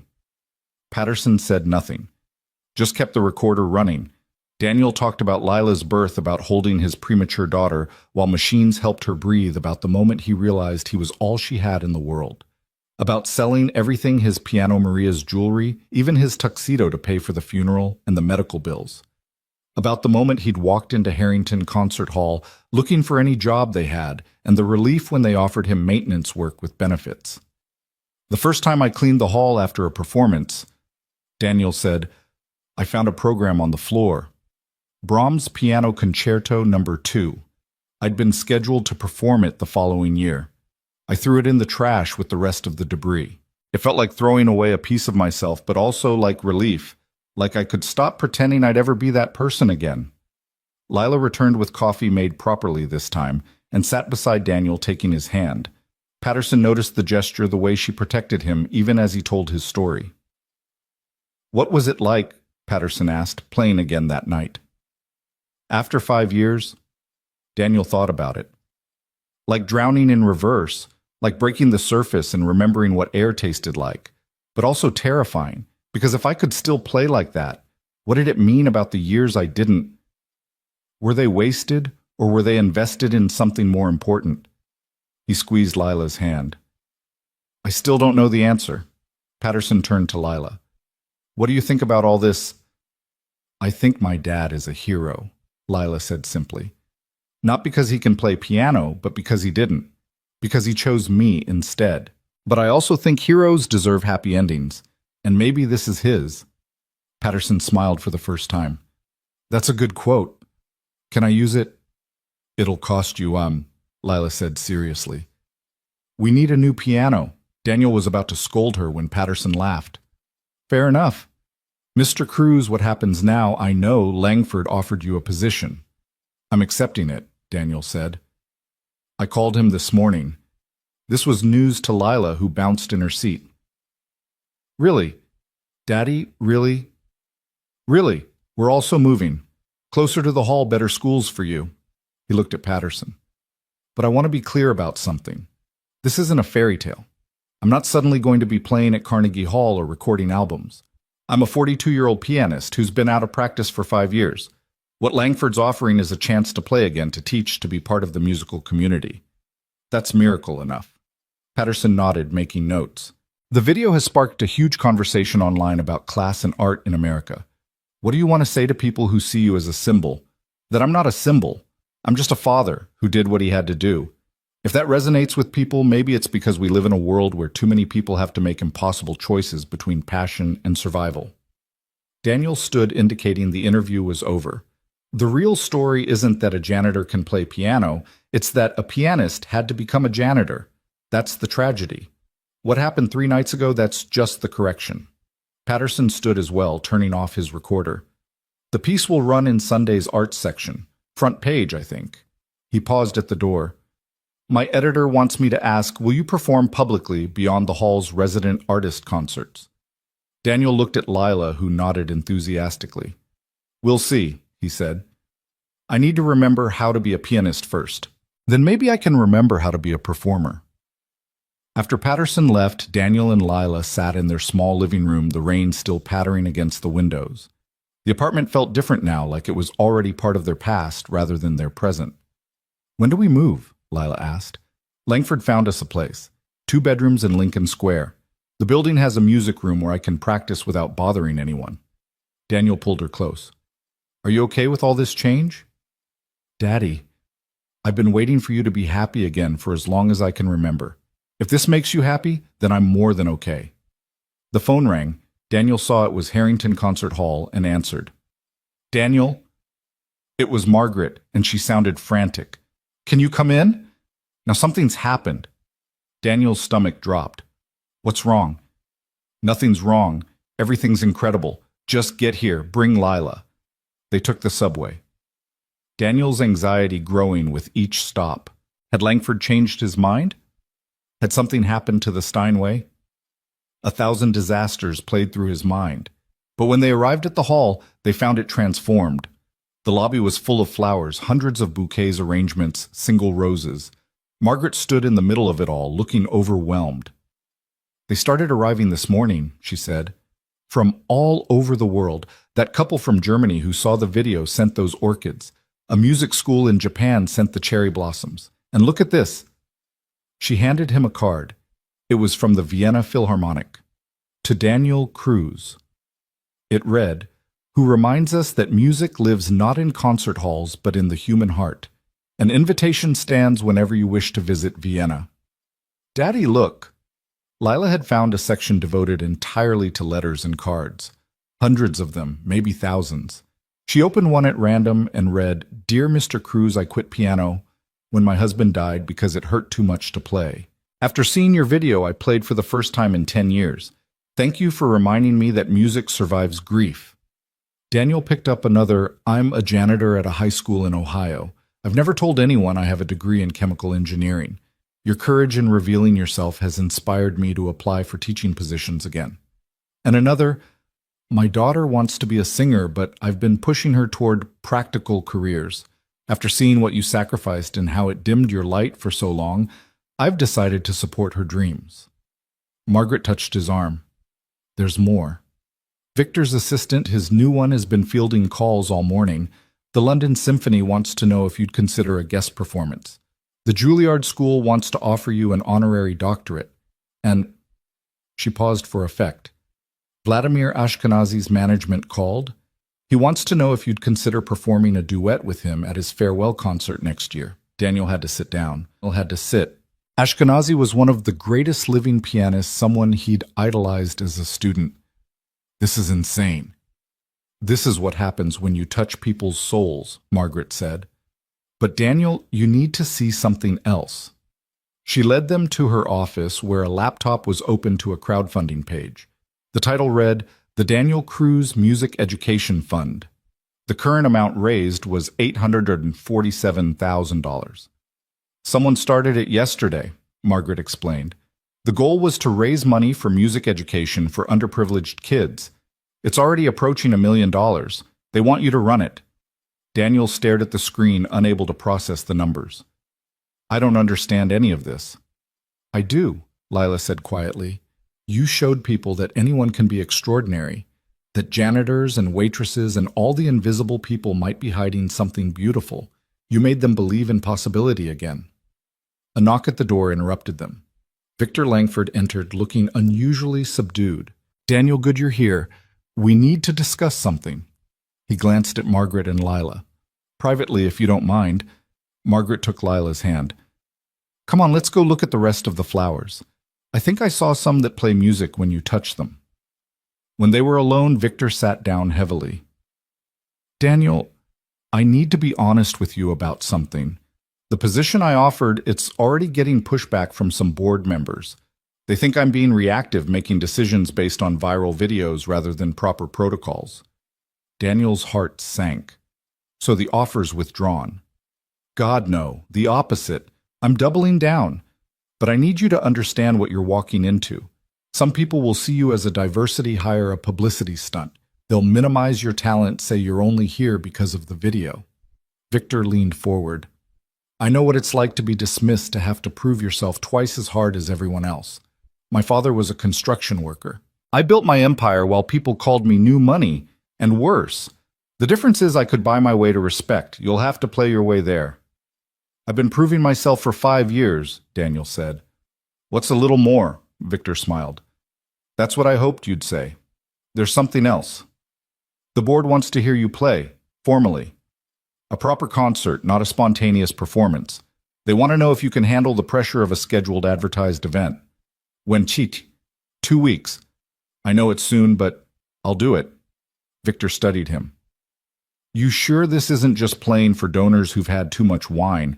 This is critics, professional musicians, people who will be looking for any weakness. Mr. Langford Victor. I spent 5 years believing I was weak for choosing stability over art. But now I realize that was strength. Raising Lila alone, that was strength. Showing up every day to a job that made me invisible, that was strength. Playing piano for a room full of people who were laughing at me, that was easy compared to everything else. Victor stood, extending his hand. Then let's make it official. Welcome to the Harrington Concert Hall Family Maestro Cruise. Daniel shook his hand, noting the title. I'm not a maestro. You will be. I've hired Natasha Volkov to work with you for the next 2 weeks. She said you already knew each other. She knew my wife. She speaks highly of you, said you had the hands of an angel and the heart of a warrior. I have no idea what that means, but it sounded impressive. They left the office to find the lobby even more crowded than before. Someone had set up a small TV which was playing a news segment about Daniel. The reporter was interviewing people on the street, asking if they'd seen the video. It made me cry, one woman said. My dad was a saxophone player who became an accountant to support us. He died without ever playing professionally. It's about respect, a man in a hard hat said. That rich guy tried to humiliate someone he thought was beneath him and got schooled. We need more of that. A teenager looked directly at the camera. It means maybe I don't have to give up on dance just because my parents want me to be a doctor. Daniel turned away from the screen to find Lila watching him. You did that, she said. You gave them permission to hope. I just played piano. No, Daddy, you stood up. After being knocked down for so long, you stood up. That's what they needed to see. The rest of the day passed in a blur of phone calls, meetings, and preparations. Victor's assistant scheduled interviews with what seemed like every media outlet in existence. Margaret coordinated with the PR team about the concert in 2 weeks. Someone from wardrobe came to measure Daniel for a tuxedo. "I have a tux," Daniel protested. "You have a tux from 2018, the wardrobe assistant said. "This is 2005. Plus you've lost weight, stress, or poverty." "Both." "Well, we'll fix that. A pianist should look like he owns the stage, not like he's borrowing it." By evening, Daniel was exhausted. He and Lila had dinner at a small restaurant near the hall. Nothing fancy, just pasta and salad, but it felt like a celebration nonetheless. "Daddy," Lila said between bites of spaghetti. "Are you scared about the concert?" "Terrified." "Good. Mom used to say fear meant you were about to do something important." Daniel smiled. "When did she say that?" "I don't know. I just remember it." Lila looked thoughtful. "Or maybe I made it up. Sometimes I can't tell what's a real memory and what's something I created because I wanted to remember her." Daniel reached across the table and took her hand. "Both are real. The memories we create are just as valid as the ones we recall. Your mother lives in both." That night back in their apartment, Daniel sat at the old keyboard while Lila did homework. But instead of playing, he just sat there, hands resting on the keys, thinking about everything that had happened in the past 72 hours. The video had now been viewed 8 million times. The crowdfunding had passed $1 million. He had job offers from 3 conservatories, 2 orchestras, and a recording studio. The apartment was so full of flowers, they'd had to donate most of them to a nearby hospital. But what struck Daniel most was a simple comment on the video buried among thousands of others. It read, "My dad is a janitor. After seeing this, I'm going to ask him what he dreamed of being before I came along." That comment Daniel thought was worth more than all the job offers and flowers combined. It represented a shift in perspective, a recognition that every person carrying a mop or serving coffee or driving a bus had a story, had dreams, had talents that circumstances might have buried but not destroyed. His phone rang. It was Natasha Volkov. "Daniel, I've watched your performance 17 times now. You have exceptional technique, but more importantly, you have something that cannot be taught: authenticity. When you play, you tell the truth. That's rare." "Thank you, Professor." "Natasha, please." "Now for your concert, I suggest Beethoven's Appassionata Liszt's Consolation No. 3. And yes, the Chopin Ballade again. Show them range, power, delicacy, and narrative. Can you be here tomorrow at 9? We have much work to do. I have to arrange care for Lila." "Bring her. I'll teach her while you practice. 2 students for the price of none, as I'm not charging you." "Natasha, I can't accept." "You can and you will. Maria would haunt me if I didn't help you now. Besides, I'm old and rich and bored. This gives me purpose. Don't deny an old woman her purpose." After she hung up, Daniel looked at Lila, who was pretending to do homework while obviously eavesdropping. "Looks like you're starting piano lessons tomorrow." Lila grinned. "With the Russian lady, she seems scary but nice." "That's probably accurate." Daniel finally placed his hands on the keys, beginning to play scales, the foundation of all technique. "Want to learn your first lesson now?" Lila abandoned her homework, immediately squeezing onto the bench beside him. Daniel positioned her hands, showing her middle C, explaining the basics of posture and hand position. "The most important thing," he said, "is to play from your heart. Technique can be learned, theory can be studied, but music, real music, comes from something deeper. Your mom knew that. She could make people cry with a single note because she meant it, because she felt it. Do you think I inherited that? I think you inherited the best of both of us, her passion and my stubbornness. Or your passion and her stubbornness. That too." They practiced together until Lila's bedtime, Daniel teaching her a simple melody with her right hand while he played harmony with his left. It was the same song he'd planned to teach their child when Maria was pregnant, a little piece he'd composed during those hopeful months. "What's this song called?" Lila asked. "I never named it." "Can we call it Mom's Song?" "That's perfect." As Lila got ready for bed, Daniel received a text from Victor. Times article goes online at midnight. Brace yourself. Daniel opened his laptop at 11:59, refreshing the page until the article appeared. The headline read, "The Janitor Who Reminded America That Art Isn't a Luxury, It's a Necessity." The article was thorough, compassionate, and devastating in its indictment of a system that forced artists to choose between their gifts and survival. Patterson had woven Daniel's story with statistics about artists living below the poverty line, about the death of arts education in public schools, about the way America simultaneously celebrated and punished creativity. But the final paragraph was what made Daniel's throat tight. Daniel Cruz's story isn't remarkable because a janitor could play piano. It's remarkable because it took public humiliation for anyone to notice. How many other Daniel Cruzes are out there, their talents hidden behind mops and aprons and uniforms? How many symphonies go unwritten, paintings, unpainted stories, untold because their creators are too busy surviving to create Cruz's performance?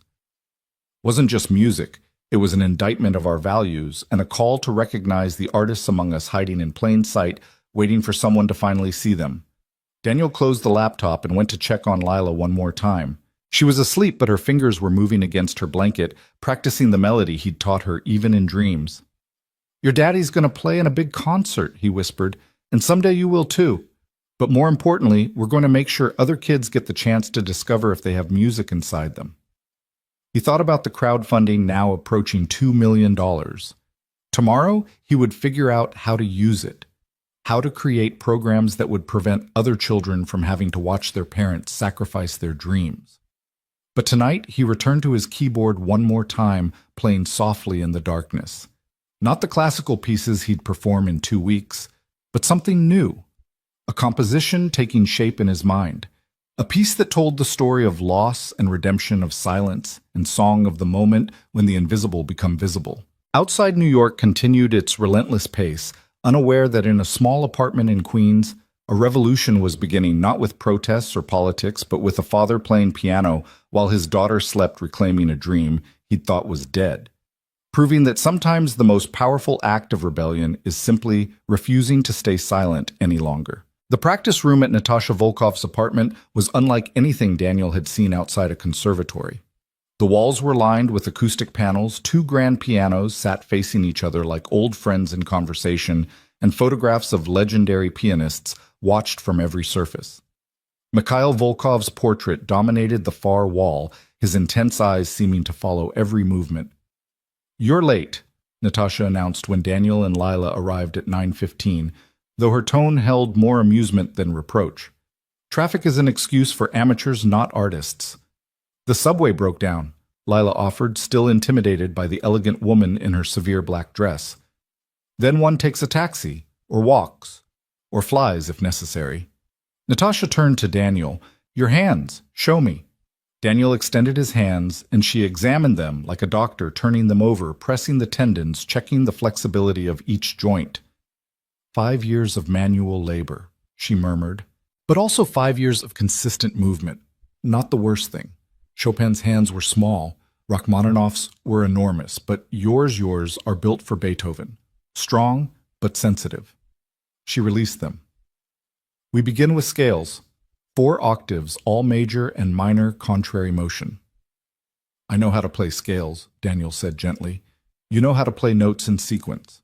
I will teach you to play scales." She sat at one of the pianos. "Listen." What followed was a revelation. Natasha played a simple C major scale, but it sang like a melody. Each note perfectly weighted the progression, not mechanical but musical. It was the difference between walking and dancing. "Every note must have intention," she said. "Even in exercises. Especially in exercises. Now you."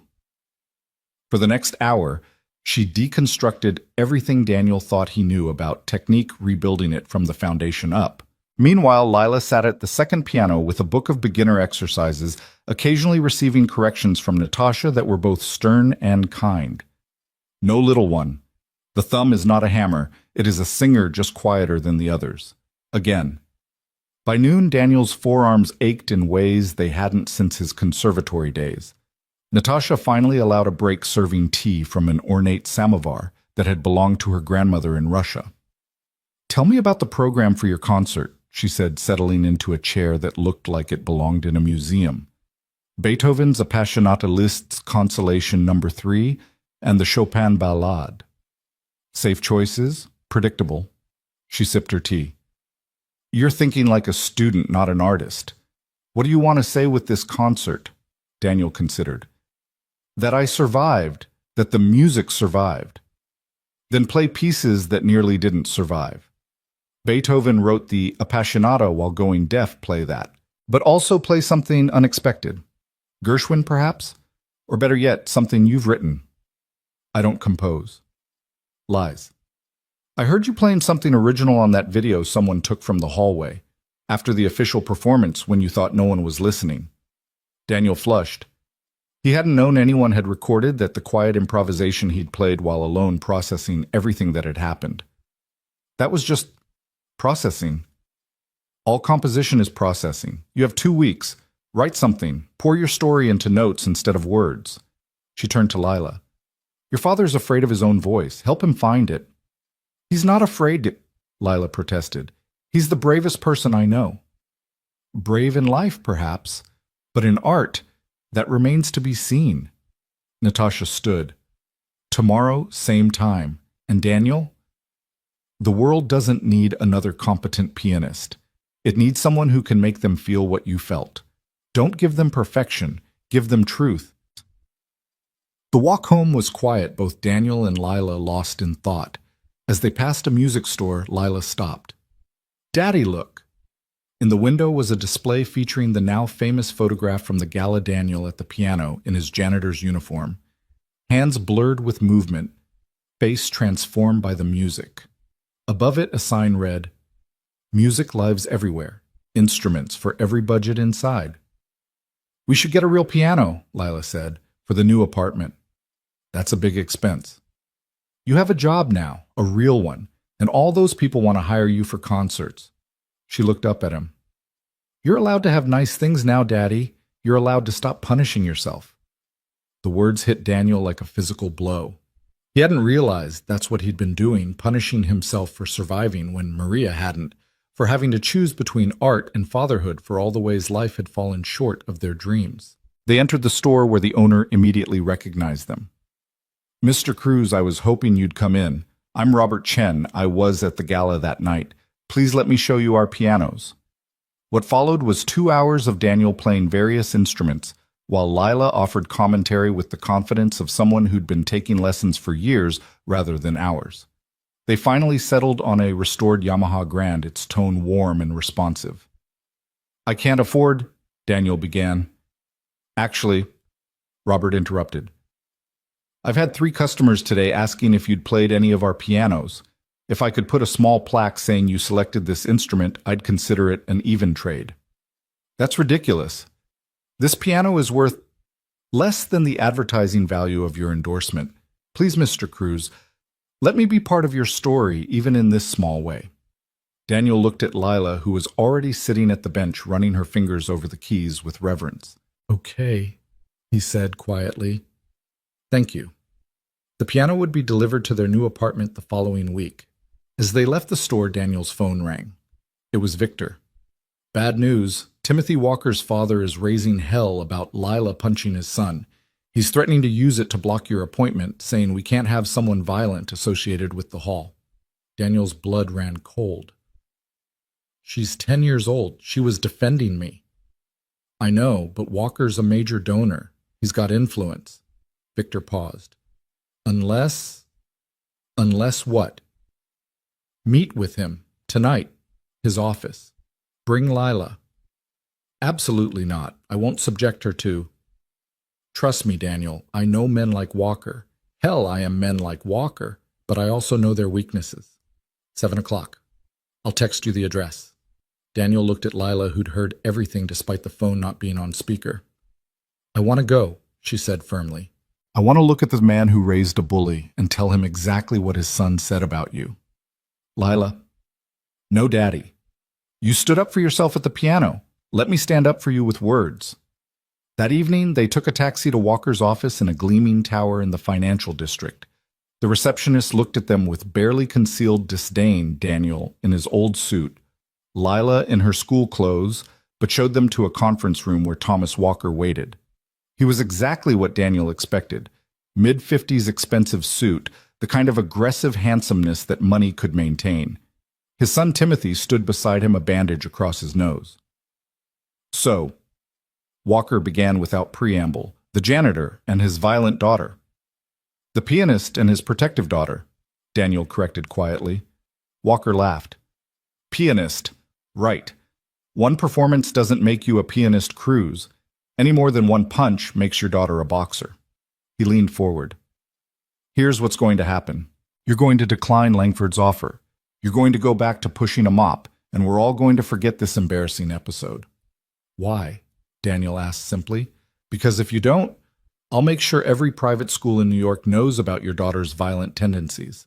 I'll make sure Child Services investigates whether a single father working night shifts can properly care for a child. I'll make your lives miserable.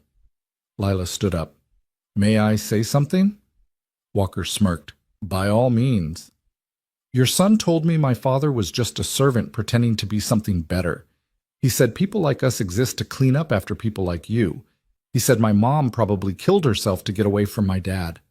Lila's voice was steady, but tears ran down her cheeks. I shouldn't have hit him. Violence is wrong, but your son is cruel because you taught him to be cruel, and you're trying to hurt my dad because he made you look small. But he didn't make you look small. You are small. The room fell silent. Timothy Walker had gone pale, looking at his father with something like fear. I didn't say that about her mom, Timothy whispered. I didn't know her mom was dead. You said it, Lila replied. Maybe you didn't know the details, but you knew you were being cruel. Walker's phone buzzed. He looked at it, and his face went white. He showed it to his son, who gasped. What? Daniel asked. Walker turned the phone around. It was a video posted 40 minutes ago already with 200,000 views. The title, Hedge Fund Manager Threatens Janitor Pianist and His 10-year-old Daughter. The video showed them entering the building, clearly filmed by someone in the lobby. The description read, Thomas Walker, who publicly mocked Daniel Cruz at the gala, now trying to silence him. Security footage from inside coming soon if he doesn't back down. That's illegal, Walker sputtered. Recording without consent is perfectly legal in a public lobby, Victor Langford said, entering the room with a smile sharp enough to cut glass. Hello, Thomas. Threatening children now, are we? Victor, this is none of your business. Everything involving my concert hall is my business, and Daniel is my newest artist in residence, which makes him and his daughter under my protection. Victor sat down casually, but Daniel could see the tension in his shoulders. Here's what's actually going to happen, Thomas. You're going to apologize to Lila for your son's behavior and for your threats. Timothy is going to apologize for his cruelty. Then you're going to go home and think very carefully about the kind of man you want to be and the kind of son you're raising. Or I'll release the audio recording I have of this entire conversation. Did you really think I'd send Daniel here without backup? Victor pulled out his phone, hit play. Walker's voice filled the room. I'll make sure Child Services investigates. Walker stood abruptly. This is extortion. This is protection. There's a difference. Victor stood as well. Thomas, we've known each other for 15 years. We've made money together, lost money together. But if you come after Daniel or Lila again, I will end you. Not financially, that would be too easy. I'll end you socially. Every club, every board, every charity gala, you'll be persona non grata. Your son will find his prep school applications mysteriously rejected. Your wife will wonder why her friends stop returning her calls. He paused. Or you can be the bigger man, apologize, and we all move forward. Walker looked at his son, who was crying now, the tough facade completely crumbled. Then he looked at Lila, still standing straight despite her tears. I apologize, he said stiffly. Timothy. I'm sorry, Timothy whispered. I didn't mean... I was just repeating what I heard you say at dinner, about the janitor who thought he was special. Walker's face went red. We should go. After they left, Victor turned to Daniel and Lila. You did well, both of you. But Daniel, you need to understand there will always be Thomas Walkers. People who think art is a luxury only they deserve. Your job is to prove them wrong, not with words, but with music. How did you know to record? Daniel asked. I didn't. That was a bluff. But I did have someone film you entering the building and post it strategically. He grinned. Sometimes the threat of exposure is more powerful than exposure itself. They took the subway home. Lila curled against Daniel's side, exhausted from the confrontation. An elderly woman across from them was reading something on her phone, dabbing at her eyes with a tissue. She looked up, saw Daniel, and gasped. You're him, the pianist. She showed him her phone. It was the Times article. My husband was a violinist. Played with the Cleveland Orchestra until he got arthritis. He cried when he saw your video. Said it reminded him that music doesn't live in concert halls, it lives in people. More passengers looked up, recognizing him. Someone started clapping, slowly, tentatively. Others joined in until the entire subway car was applauding. Daniel felt his face burn, but Lila sat up straight, proud. That's my dad, she announced to the car. He's going to play a concert in 2 weeks. You should all come. People laughed, charmed by her confidence. Several took out their phones to look up tickets. When they reached their stop, the elderly woman pressed something into Daniel's hand. It was a worn ticket stub. From my husband's last performance, she said. 1987. He wanted to throw it away, but I kept it. I think he'd want you to have it. One musician to another across time. At home, Daniel tucked the ticket stub into the frame of Maria's photo next to the program from her last recital. These fragments of other people's dreams and losses were becoming part of his story, weaving together into something larger than individual grief. Lila was getting ready for bed when she called out, Daddy, there's something weird happening online. Daniel came to look at her tablet. The hashtag #JanitorPianist was trending globally, but it had evolved into something unexpected. People were sharing stories of their own hidden talents, their own sacrificed dreams. A security guard posted a video of himself doing Shakespeare. A cashier shared her paintings. A bus driver uploaded himself singing opera. You started something, Lila said wonderingly. Look at all these people. One video caught Daniel's attention. It was a young man, maybe 25, playing violin in what looked like a storage room. The description read, I'm Margaret's son from Harrington Hall. Quit music 3 years ago after a breakdown. Seeing Daniel Cruz return to piano after 5 years and everything he'd lost, maybe it's not too late for me either. Daniel recognized the piece Bach's Partita No. 2, the Allemande. The young man's playing was rusty, but emotional, real, in a way that technical perfection could never achieve. Should we call Margaret? Lila asked. No, this is his moment to find his way back. But we can leave a comment. Daniel typed, the music was waiting for you. It always waits. Welcome back. Within minutes, the comment had thousands of likes. The next morning brought a new challenge. Daniel arrived at Natasha's to find her in heated discussion with someone on the phone in rapid Russian. She hung up and turned to him with a gleam in her eye. That was the Moscow Conservatory. They want to live stream your concert. Also, Martha Argerich's management called. She wants to attend. Daniel sat down hard. Argerich was arguably the greatest living pianist, a legend who rarely attended concerts anymore. I can't. She can't. She can, and she will. She said, and I quote, I want to see the man who made the world remember why we play. Natasha sat at the piano. So, no pressure, but you'll be performing for perhaps the greatest pianist of our time, plus a global live stream audience of potentially millions. Still want to play it safe with your program. Daniel thought about it, really thought about it. Then he said, no, you're right. I need to tell my story, not just play pieces. Good. So what will you play? I'll start with the Appassionata, but not just because Beethoven was going deaf. Because it's about struggle against fate, about refusing to be silenced. Then something by Maria Dias Mendonça. Natasha looked surprised. The Portuguese composer? She's quite obscure. She was Maria's favorite. My wife was Portuguese, did I mention that she used to sing Mendonça's songs? There's a piano transcription of her Canção de Embalar, a lullaby. Maria sang it to Lila in the womb. Beautiful. What else? The Chopin Ballade, of course. The audience will expect it, but I want to end with something original, a piece I've been working on. You said you didn't compose. I didn't, but I've been writing something these past few days. It's rough, maybe impossible, but it's true. Natasha smiled the first genuine warm smile he'd seen from her. Now you're thinking like an artist. Play it for me. Daniel moved to the piano, his hands trembling slightly. The piece began quietly, a simple melody in the right hand that could have been a lullaby. But underneath the left hand played a pattern that was slightly off-syncopated, suggesting something broken. As the piece developed, the two hands seemed to be telling different stories. One of loss, one of hope, until gradually they began to synchronize to find each other, to create something new from the fragments. It was technically demanding in unexpected ways, requiring the performer to maintain two completely different emotional states simultaneously before bringing them together.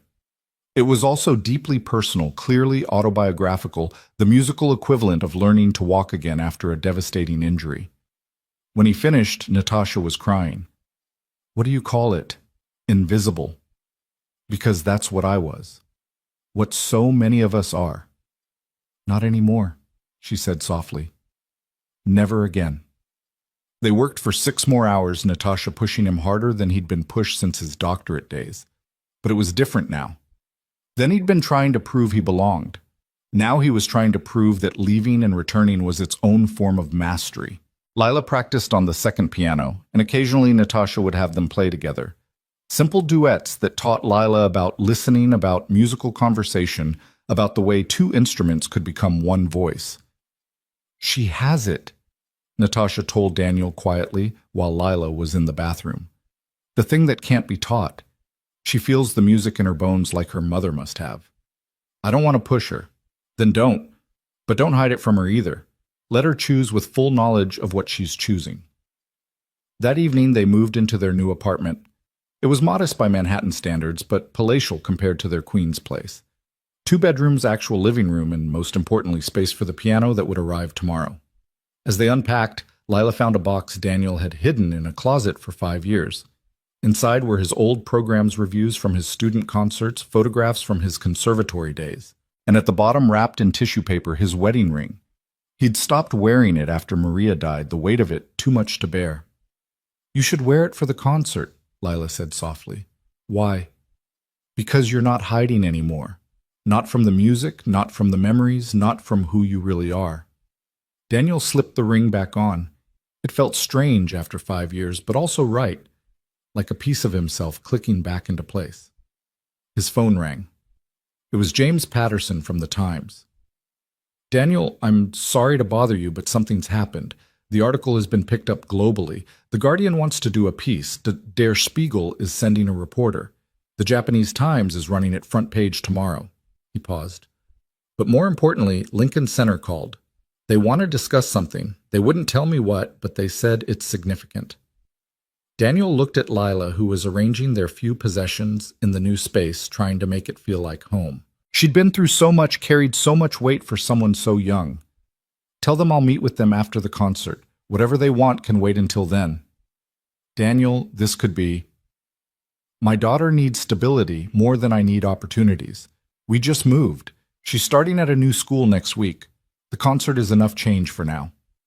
After he hung up, Lila came over and hugged him. You know I'd be okay with whatever you needed to do, right? I know, but I've learned something these past few days. The music isn't going anywhere. It waited for me for 5 years. It can wait a little longer for things to settle. That night, in their new apartment, with boxes still stacked against the walls, Daniel played the old keyboard for the last time before they'd donate it. He played all the pieces he'd learned when Lila was a baby, the ones he'd hummed to her when she couldn't sleep, when the grief was so heavy he could barely breathe. But now the grief had transformed into something else. Not gone, never gone, but integrated into the music, making it richer, deeper, more human. The notes carried both sorrow and joy loss, and discovery endings and beginnings. Lila fell asleep on the couch, listening to him play. Daniel covered her with a blanket, then returned to the keyboard, playing softer, now working through his new composition, refining it, discovering what it wanted to be. Outside New York hummed with its endless energy, but inside in a small apartment where a father played piano while his daughter slept, Time seemed to slow to gentle to allow for the possibility that broken things could be made whole, that silent voices could sing again, that the invisible could step into the light and be seen truly seen at last. The morning of the concert arrived with an unseasonable warmth that made the city feel restless, expectant. Daniel woke at 4:30, not from his alarm but from a dream where Maria was sitting in the front row of Harrington Hall, her hands folded in her lap, wearing the blue dress from their last concert together. She hadn't spoken in the dream, just smiled and nodded as if to say, "It's time." Lila was already awake, sitting at their new piano in her pajamas, playing the melody he'd taught her with careful concentration. The Yamaha had been delivered 3 days ago, and she'd barely left its bench except for meals and sleep. "Couldn't sleep either?" Daniel asked, sitting beside her. "I was practicing what I'll tell people when they ask me about tonight." She continued playing while she talked. "My dad is Daniel Cruz. He chose me over music, but tonight he's choosing both. And that's the bravest thing anyone can do, admit they were wrong about having to choose at all." Daniel pulled her close, kissing the top of her head. "When did you become so wise?" "Tuesday," she said solemnly, then giggled. "Daddy, are you nervous?" "Terrified." "Good. Natasha says terror makes us present, comfort makes us lazy." The phone had been ringing since 5 reporters, well-wishers, people Daniel hadn't heard from in years, suddenly remembering they knew him. He turned it to silent, but he could see the screen lighting up constantly with notifications. They had breakfast at the diner around the corner, their new routine in the new neighborhood. The owner, an elderly Greek man named Stavros, had recognized them from the news and refused to let them pay. "My daughter was a dancer," he said, refilling Daniel's coffee for the 3rd time. "Tore her ACL at 17, never danced again, became an accountant. Good job, good life, but..." He shrugged. "The music in her died that day. Maybe after tonight's scene you return she'll find a way to dance again, even if just for herself." These stories kept finding Daniel at the grocery store, on the subway, from strangers on the street. Everyone, it seemed, had a dream they'd abandoned, a talent they'd buried, a version of themselves they'd had to leave behind. And somehow Daniel's return to the piano had given them permission to grieve those losses and maybe, possibly, reclaim them. They arrived at Harrington Hall at noon. The concert wasn't until 8, but Natasha had insisted on a full rehearsal with the hall's acoustics. The building was buzzing with activity camera crews setting up for the live stream technicians, adjusting lights, Margaret directing everything with the intensity of a general preparing for battle. "Daniel!" She rushed over, clipboard clutched to her chest. "Small change of plans. We've had to move to the main stage configuration.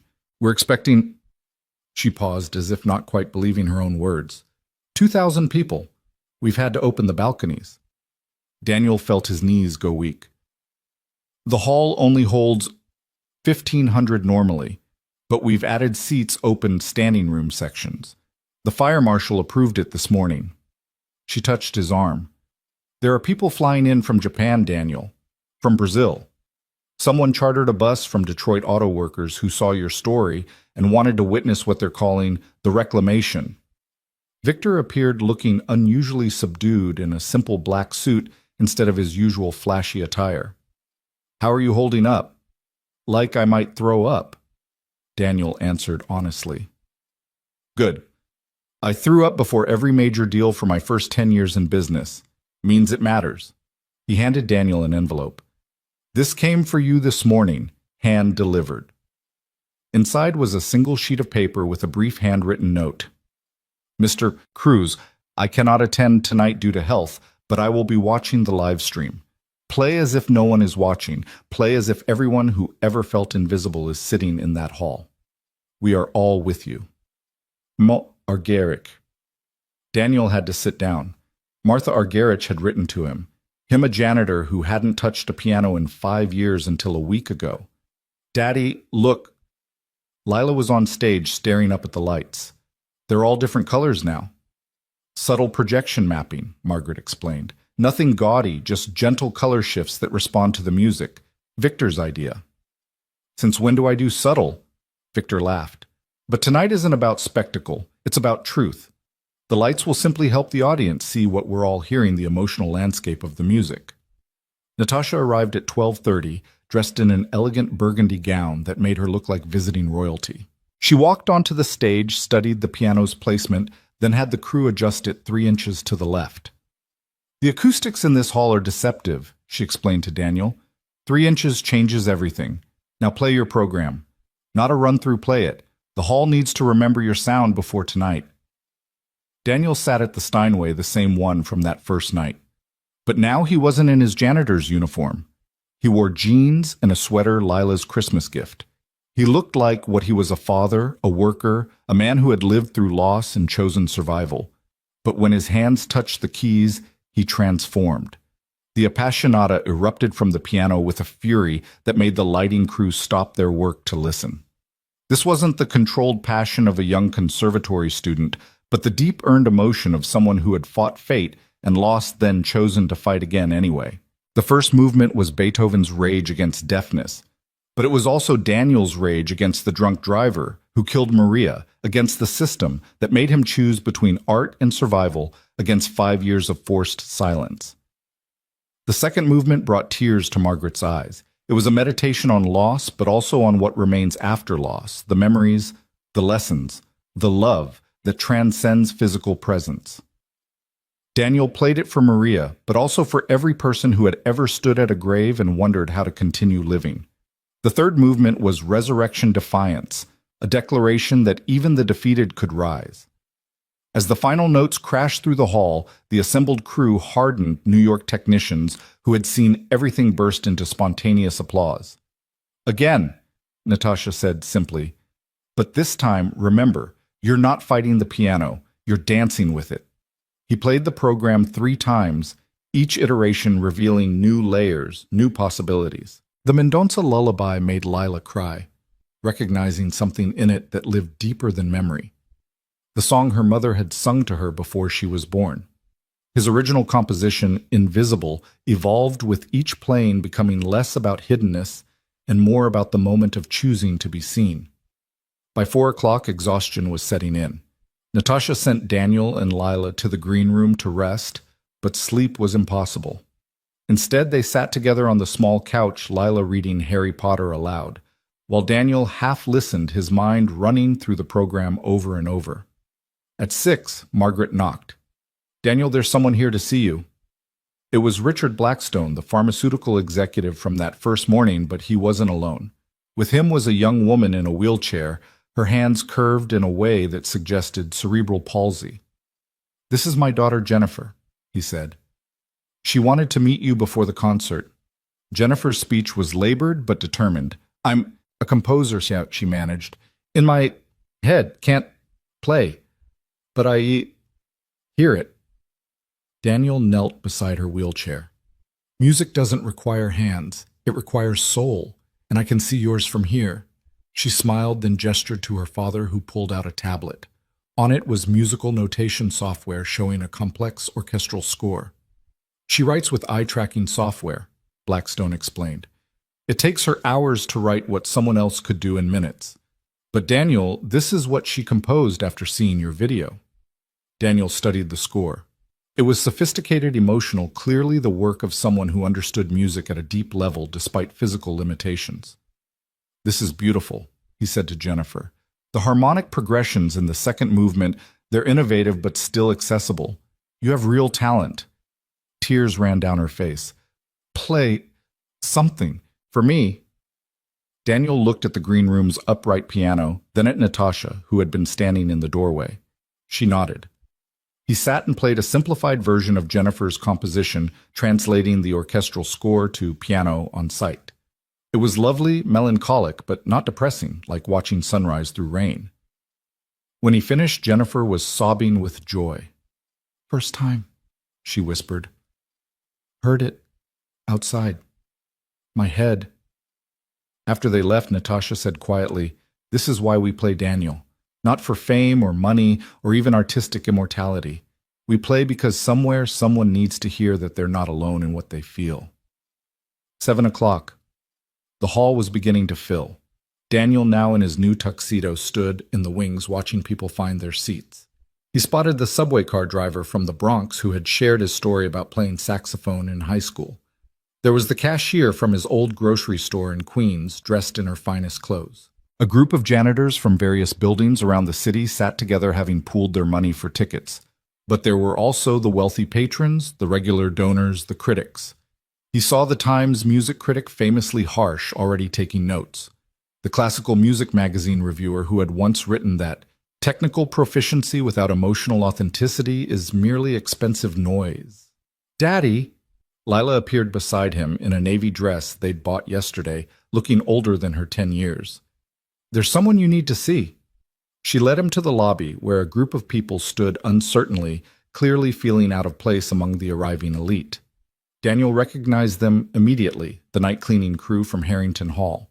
Tom, who always snuck cigarettes by the loading dock. Carmen, who sang while she worked. Eddie, who had been there 15 years and knew every hiding spot in the building. "We couldn't afford tickets," Tom said sheepishly, "but we wanted to be here even if just outside." "Margaret," Daniel called. When she appeared, he said, "These are my colleagues. They need seats." "Daniel, we're sold out." "Then they can have the board's reserve seats." Victor, overhearing, laughed. "Done. Let the board members stand if they arrive late. These folks have priority." As his former co-workers filed in, overwhelmed by the gesture, Carmen grabbed Daniel's hand. "You show them, Danny. Show them we're all more than what we do to survive." 7:45. Natasha gave him final instructions, though they both knew he was as ready as he would ever be. "Remember," she said, "you're not trying to prove anything. You're simply sharing what you've carried alone for too long." Lila hugged him tight. "Mom's here," she whispered. "I can feel her." 7:55. Margaret walked onto the stage to introduce him. The hall fell silent. "Ladies and gentlemen, 2 weeks ago, something extraordinary happened in this hall. A man who had been invisible to most of us for 5 years revealed himself to be an artist of exceptional caliber. But more than that, he reminded us that every person we pass without seeing, every worker we take for granted, every human being we reduce to their function, might be carrying within them universes of talent, dreams, and stories." She paused, looking directly at the cameras, live streaming to the world. Tonight, Daniel Cruz returns to the piano, not as a curiosity or a viral sensation, but as what he has always been, a musician. Please welcome him with the respect he has always deserved, but only recently received. Daniel walked onto the stage and the applause was immediate, thunderous. But he barely heard it. His focus had narrowed to the piano waiting for him like an old friend who had never doubted his return. He sat, adjusted the bench, and placed his hands on the keys. The hall fell silent. Somewhere in the world, Martha Argerich was watching. Somewhere, Jennifer was listening with her father. Somewhere, thousands of other invisible artists were holding their breath. Daniel began to play. The Appassionata flowed from his fingers with a power that seemed to come from the earth itself. This wasn't the careful, studied performance of his rehearsals, but something rawer, more honest. Every note carried the weight of 5 years of silence, but also the explosive joy of sound returning. The first movement built like a storm. Beethoven's struggle with deafness becoming Daniel's struggle with invisibility, with choosing between art and survival, with the guilt of surviving when Maria hadn't. When he reached the development section, something shifted. The piano seemed to expand, filling not just the hall, but the hearts of everyone listening. The auto workers from Detroit found themselves crying without knowing why. The janitors nodded in recognition of something they'd felt but never been able to express. Even the critics stopped taking notes, caught in the spell of witnessing something beyond mere performance. The second movement was prayer meditation, a conversation with absence. Daniel played it for Maria, and everyone in the hall who had lost someone felt their own ghosts draw near. The melody was simple, but the harmonies beneath it suggested depths of feeling that words could never reach. In her seat, Lila closed her eyes and saw her mother clearly, not from photographs, but from somewhere deeper, genetic memory, perhaps, or the lingering echo of all those songs sung in the womb. The third movement erupted with defiant joy. If the first movement was struggle and the second was grief, the third was the decision to continue living, creating, being, despite all reasons to stop. Daniel's hands flew across the keys and passages that should have been impossible for someone who hadn't practiced in 5 years, but the music had been living in his muscles all along, waiting. When the last chord rang out, the silence lasted a full 10 seconds. Then the audience exploded. People leaped to their feet, applauding with an intensity that shook the chandeliers. But Daniel remained seated, breathing hard, not quite ready to return to the world beyond the piano. He waited for the applause to die down, then spoke into the microphone Margaret had placed by the piano. The piece I just played was written by a man going deaf, refusing to be silenced. This next piece was written by a woman most of you have never heard of, Maria Diaz Mendonça. She died in obscurity in 1962, her music mostly forgotten. But my wife, also named Maria, loved her songs. She sang them to our daughter before she was born. He began the lullaby, and its simplicity after the Beethoven was like stepping from a storm into sudden calm. The melody was beautiful, but tinged with sadness, a mother's song to a child she might not see grow up. Daniel played it with absolute tenderness, each note a droplet of love preserved in sound. In the audience, more people wept. Parents thought of their children, children of their parents. Every one of the lullabies that connected generations, the songs that survived when singers didn't. My wife died 10 years ago, Daniel continued when the piece ended. For 5 years after that, I didn't touch a piano. I thought music was a luxury I couldn't afford while raising my daughter alone. But I learned something these past 2 weeks. Music isn't a luxury. It's a necessity. Not for the audience, but for the artist. Denying it doesn't make us noble. It makes us incomplete. He turned back to the piano for the Chopin Ballade, the piece that had started everything. But this time he played it differently. 2 weeks ago it had been about proving himself. Tonight it was about storytelling. The opening melody wasn't a question, but an invitation. Come listen. Let me tell you about loss and redemption, about the moment when giving up becomes starting over. The waltz section danced with bittersweetness, remembering better times while acknowledging they were gone. The development section built with increasing complexity, life-piling obligation upon obligation until the melody almost disappeared beneath the weight. But it persevered, fighting through the passages, refusing to be buried. The coda approached like destiny, inevitable and terrible. But Daniel played it not as an ending, but as a transformation. The final passages weren't destruction, but breakthrough the melody, finally free of the harmonies that had constrained it, soaring into silence. This time when the applause came, Daniel stood and bowed. But he raised his hand for quiet before it could fully build. I have one more piece to play, something I wrote this week. It's called Invisible, and it's for everyone who has ever felt unseen, unheard, unvalued, for every artist who chose survival over art and carries that grief like a stone, for every dreamer who watches others live their abandoned dreams. You are not invisible. You never were. The world was just looking in the wrong direction. The piece began so quietly that people leaned forward to hear it, a single note repeated like a heartbeat or a footstep or someone knocking gently on a door. Then a melody emerged, tentative, almost apologetic. This was the invisible person's theme, present, but unnoticed, beautiful, but unheard. The left hand entered with a contrasting pattern, the visible world rushing past, busy with its important concerns. The two parts seemed unaware of each other, at first occupying the same space, but not the same reality. Gradually, moments of intersection occurred. The melody grew stronger, more insistent. The accompaniment began to notice, to make space to listen. This was the moment of recognition of being seen, but also the terror that came with visibility after so long in shadows. The development section was conversation, the two parts, learning each other's language, finding harmony where there had been disconnection. It built to a moment of complete synthesis, the melody and accompaniment becoming one voice but then deliberately separated again. Because the point wasn't to lose identity and recognition, but to maintain self while being seen. The final section brought both themes back but transformed. The invisible melody was now confident, even proud. The accompaniment, which had represented the oblivious world, now supported and celebrated the melody it had once ignored. They ended together in unison on a major chord that rang with hope. Daniel lifted his hands from the keys for the last time that night. The silence that followed was different from any before. It was the silence of recognition, of understanding, of 2,000 people simultaneously seeing themselves in the music. Then the dam broke. The applause was seismic, people crying and cheering simultaneously. The standing ovation lasted 15 minutes. Daniel bowed left. The stage was called back, bowed again. This repeated 6 times before Victor finally walked out and raised his hands for quiet. Ladies and gentlemen, Daniel Cruz. More applause. In the live stream chat, comments poured in from around the world. Watching from Tokyo, crying at 10 a.m. Detroit here, our whole factory floor is watching. I'm a janitor in Mumbai. Thank you for seeing us.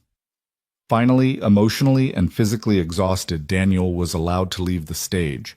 Lila met him in the wings, launching herself into his arms. You did it, Daddy. You came back. We came back, he corrected, holding her tight. The green room filled with people, critics wanting quotes, audience members sharing their own stories, managers offering representation. But Daniel only had eyes for one person. Natasha standing quietly in the corner, smiling with satisfaction. Well, he asked, you were adequate, she said, then laughed at his expression. Daniel, you were transcendent. You played like someone who had lived lost and chosen to live again.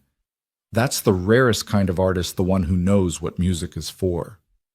James Patterson from The Times appeared, his recorder ready. Daniel, how does it feel to have played what many are already calling one of the most important concerts of the decade? Daniel thought about it. Like I finally exhaled after holding my breath for 5 years. What's next? Tomorrow I start my job as artist in residence here. Lila has school. Life continues, but now with music in it. But surely you'll want to capitalize on this moment, recording contracts, international tours. Mr. Patterson, Daniel interrupted gently. I spent 5 years thinking I had to choose between music and life. I'm not making that mistake again. Yes, I'll perform. Yes, I'll record if the right opportunity comes. But I'm also going to be at my daughter's school, plays, help her with homework, make her breakfast. The music will fit around life, not the other way around. Margaret appeared with a tablet. Daniel, you need to see this. The screen showed the live stream statistics. Over 3 million people had watched live. The number was climbing as replays began. But more importantly, #invisible. No More was trending globally, with people sharing stories of returning to abandoned dreams. A message popped up from Martha Argerich. Bravissimo. When you're ready, I would like to play Brahms' 2 piano works with you, but only when your daughter says it's okay. Lila read it over his shoulder. Tell her yes, but she has to come to New York. We're not leaving again. The crowd in the green room gradually dispersed, but one person remained, Thomas Walker. Not the father, but Timothy, the boy Lila had punched. He stood in the doorway with his mother looking terrified. Mr. Cruz, the mother said, Timothy has something to say. The boy stepped forward. I'm sorry, really sorry. Not just because my dad made me, but because... He paused, gathering courage. Because I play too. Violin. But I hide it because Dad says it's not masculine. Watching you tonight, seeing how brave you were to show everyone who you really are, I want to be brave too. Daniel knelt to the boy's level. Music doesn't care about masculine or feminine. It only cares about truth. Play your truth, Timothy. The boy's mother had tears in her eyes. We're separating, she said quietly. Thomas and I. Tonight was the final straw, seeing how his attitude has poisoned our son. Timothy's going to live with me, and he's going to play violin as much as he wants. After they left, the hall began to empty. The camera crews packed up the lights, dimmed, the crowds dispersed into the New York night. Soon it was just Daniel, Lila, Margaret, Victor, and Natasha in the empty hall. I should clean up, Daniel said automatically, then caught himself. Old habits. The cleaning crew will handle it, Margaret said. The actual cleaning crew, not you. They walked to the stage one last time. The Steinway sat alone in a single spotlight, looking like it was waiting for something. Play one more, Lila requested. Just for us. Daniel sat at the bench, Lila beside him. He began to play not classical this time, but a simple improvisation, a melody that seemed to capture everything that had happened, everything that had been lost and found and transformed. One by one, the others sat in the front row listening. The music floated through the empty hall, intimate now without the crowd, a private celebration among friends who had witnessed resurrection. When he finished, they sat in comfortable silence. Then Victor spoke. Daniel, I've been thinking. The fund that was raised, it's over 3 million now. What if we use it to create a program? Not just music education, but specifically for adults who abandon their artistic dreams. Evening classes, weekend workshops, all free, all taught by professional artists who understand the struggle. The Invisible Artist Program, Margaret suggested. The Maria Cruz Center for Rediscovered Music, Natasha countered. Just second chances, Lila said. Simple. True. They all looked at Daniel. Second chances, he agreed. Because that's what this is about. Not first chances, those are for the young, the privileged, the lucky. Second chances are for the rest of us, the ones who had to choose survival, but never stopped hearing music in our heads. They left the hall together, stepping into the warm September night. The city hummed around them, the same New York that had witnessed Daniel's 5 years of invisibility, but somehow different now. Or maybe it was just that Daniel was different, no longer hiding, no longer silent. As they waited for their taxi, a young man approached, early 20s, nervous, carrying a violin case. Mr. Cruz, I'm sorry to bother you, but I'm Margaret's son. I wanted to thank you. I played tonight after your concert, first time in 3 years. My old quartet was in the audience, and we're going to start rehearsing again. Margaret gasped, then hugged her son fiercely. You didn't tell me you were here. I couldn't, not until I knew I could do it. But watching Mr. Cruz, I realized the music doesn't leave us. We leave it, and we can always go back. The taxi arrived. As they drove through the city, Lila fell asleep against Daniel's shoulder, exhausted from the emotional intensity of the evening. Daniel watched the lights blur past, thinking about circles, about endings that were beginnings, about the moment when surrender becomes victory. His phone buzzed with a message from an unknown number. It was a photo, a janitor's closet, in what looked like an office building, but with a small keyboard set up inside sheet music taped to the walls. The message read, I'm the night janitor at a law firm. Been hiding my music for 7 years. After tonight, I'm done hiding. Thank you for showing us the way back. Daniel smiled, saving the photo. This was what mattered, not the fame or the viral videos or even the concert itself, but the permission it gave others to reclaim their abandoned selves. They arrived home to find their apartment building's entrance decorated with flowers and a banner, Welcome Home, Maestro Cruz. Their neighbors had watched the live stream and wanted to celebrate. Mrs. Chen was there with homemade dumplings. The couple from 3B had brought wine. Even the super, usually gruff and impatient, shook Daniel's hand with genuine warmth. My wife was a painter, he said quietly. Gave it up when we had kids. After seeing you tonight, she's setting up a studio in our spare room. You did that. Later, after the impromptu party had ended and Lila was asleep, Daniel sat at their piano. Not to practice or perform, but simply to play for himself in his own home without apology or explanation. He thought about Maria, about the life they'd planned, the concerts they'd never give together. But for the first time, the grief didn't overwhelm him. It was there would always be there, but it had become part of the music rather than its enemy. His hands found a melody. Something new, something that hadn't existed until this moment. It was a song of gratitude, not for the loss, but for what the loss had taught him. That love persists beyond presence. That dreams deferred aren't always dreams denied. That sometimes we have to lose ourselves completely to discover who we really are. As he played, he could almost hear Maria's voice joining in, not from memory but from imagination, creating new harmonies they'd never had the chance to explore in life. This was the gift music offered, the ability to continue conversations with the dead, to build bridges between what was and what might have been. The last note faded into silence. Daniel closed the piano and went to stand by the window, looking out at the city that never slept. Somewhere out there, other invisible artists were making their own decisions about whether to stay hidden or step into the light. He hoped they chose light, but he understood if they didn't. Everyone's moment came at its own time. His phone showed 847 messages, 2,000 emails, and countless social media notifications. Tomorrow he would begin sorting through them, finding ways to help where he could. Declining what would take him too far from Lila, building a life that included both music and fatherhood.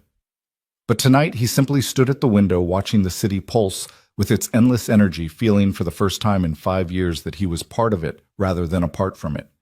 He was no longer the invisible janitor or the viral sensation or even the comeback pianist. He was Daniel Cruz, father musician survivor, visible at last, and finally fully, completely alive.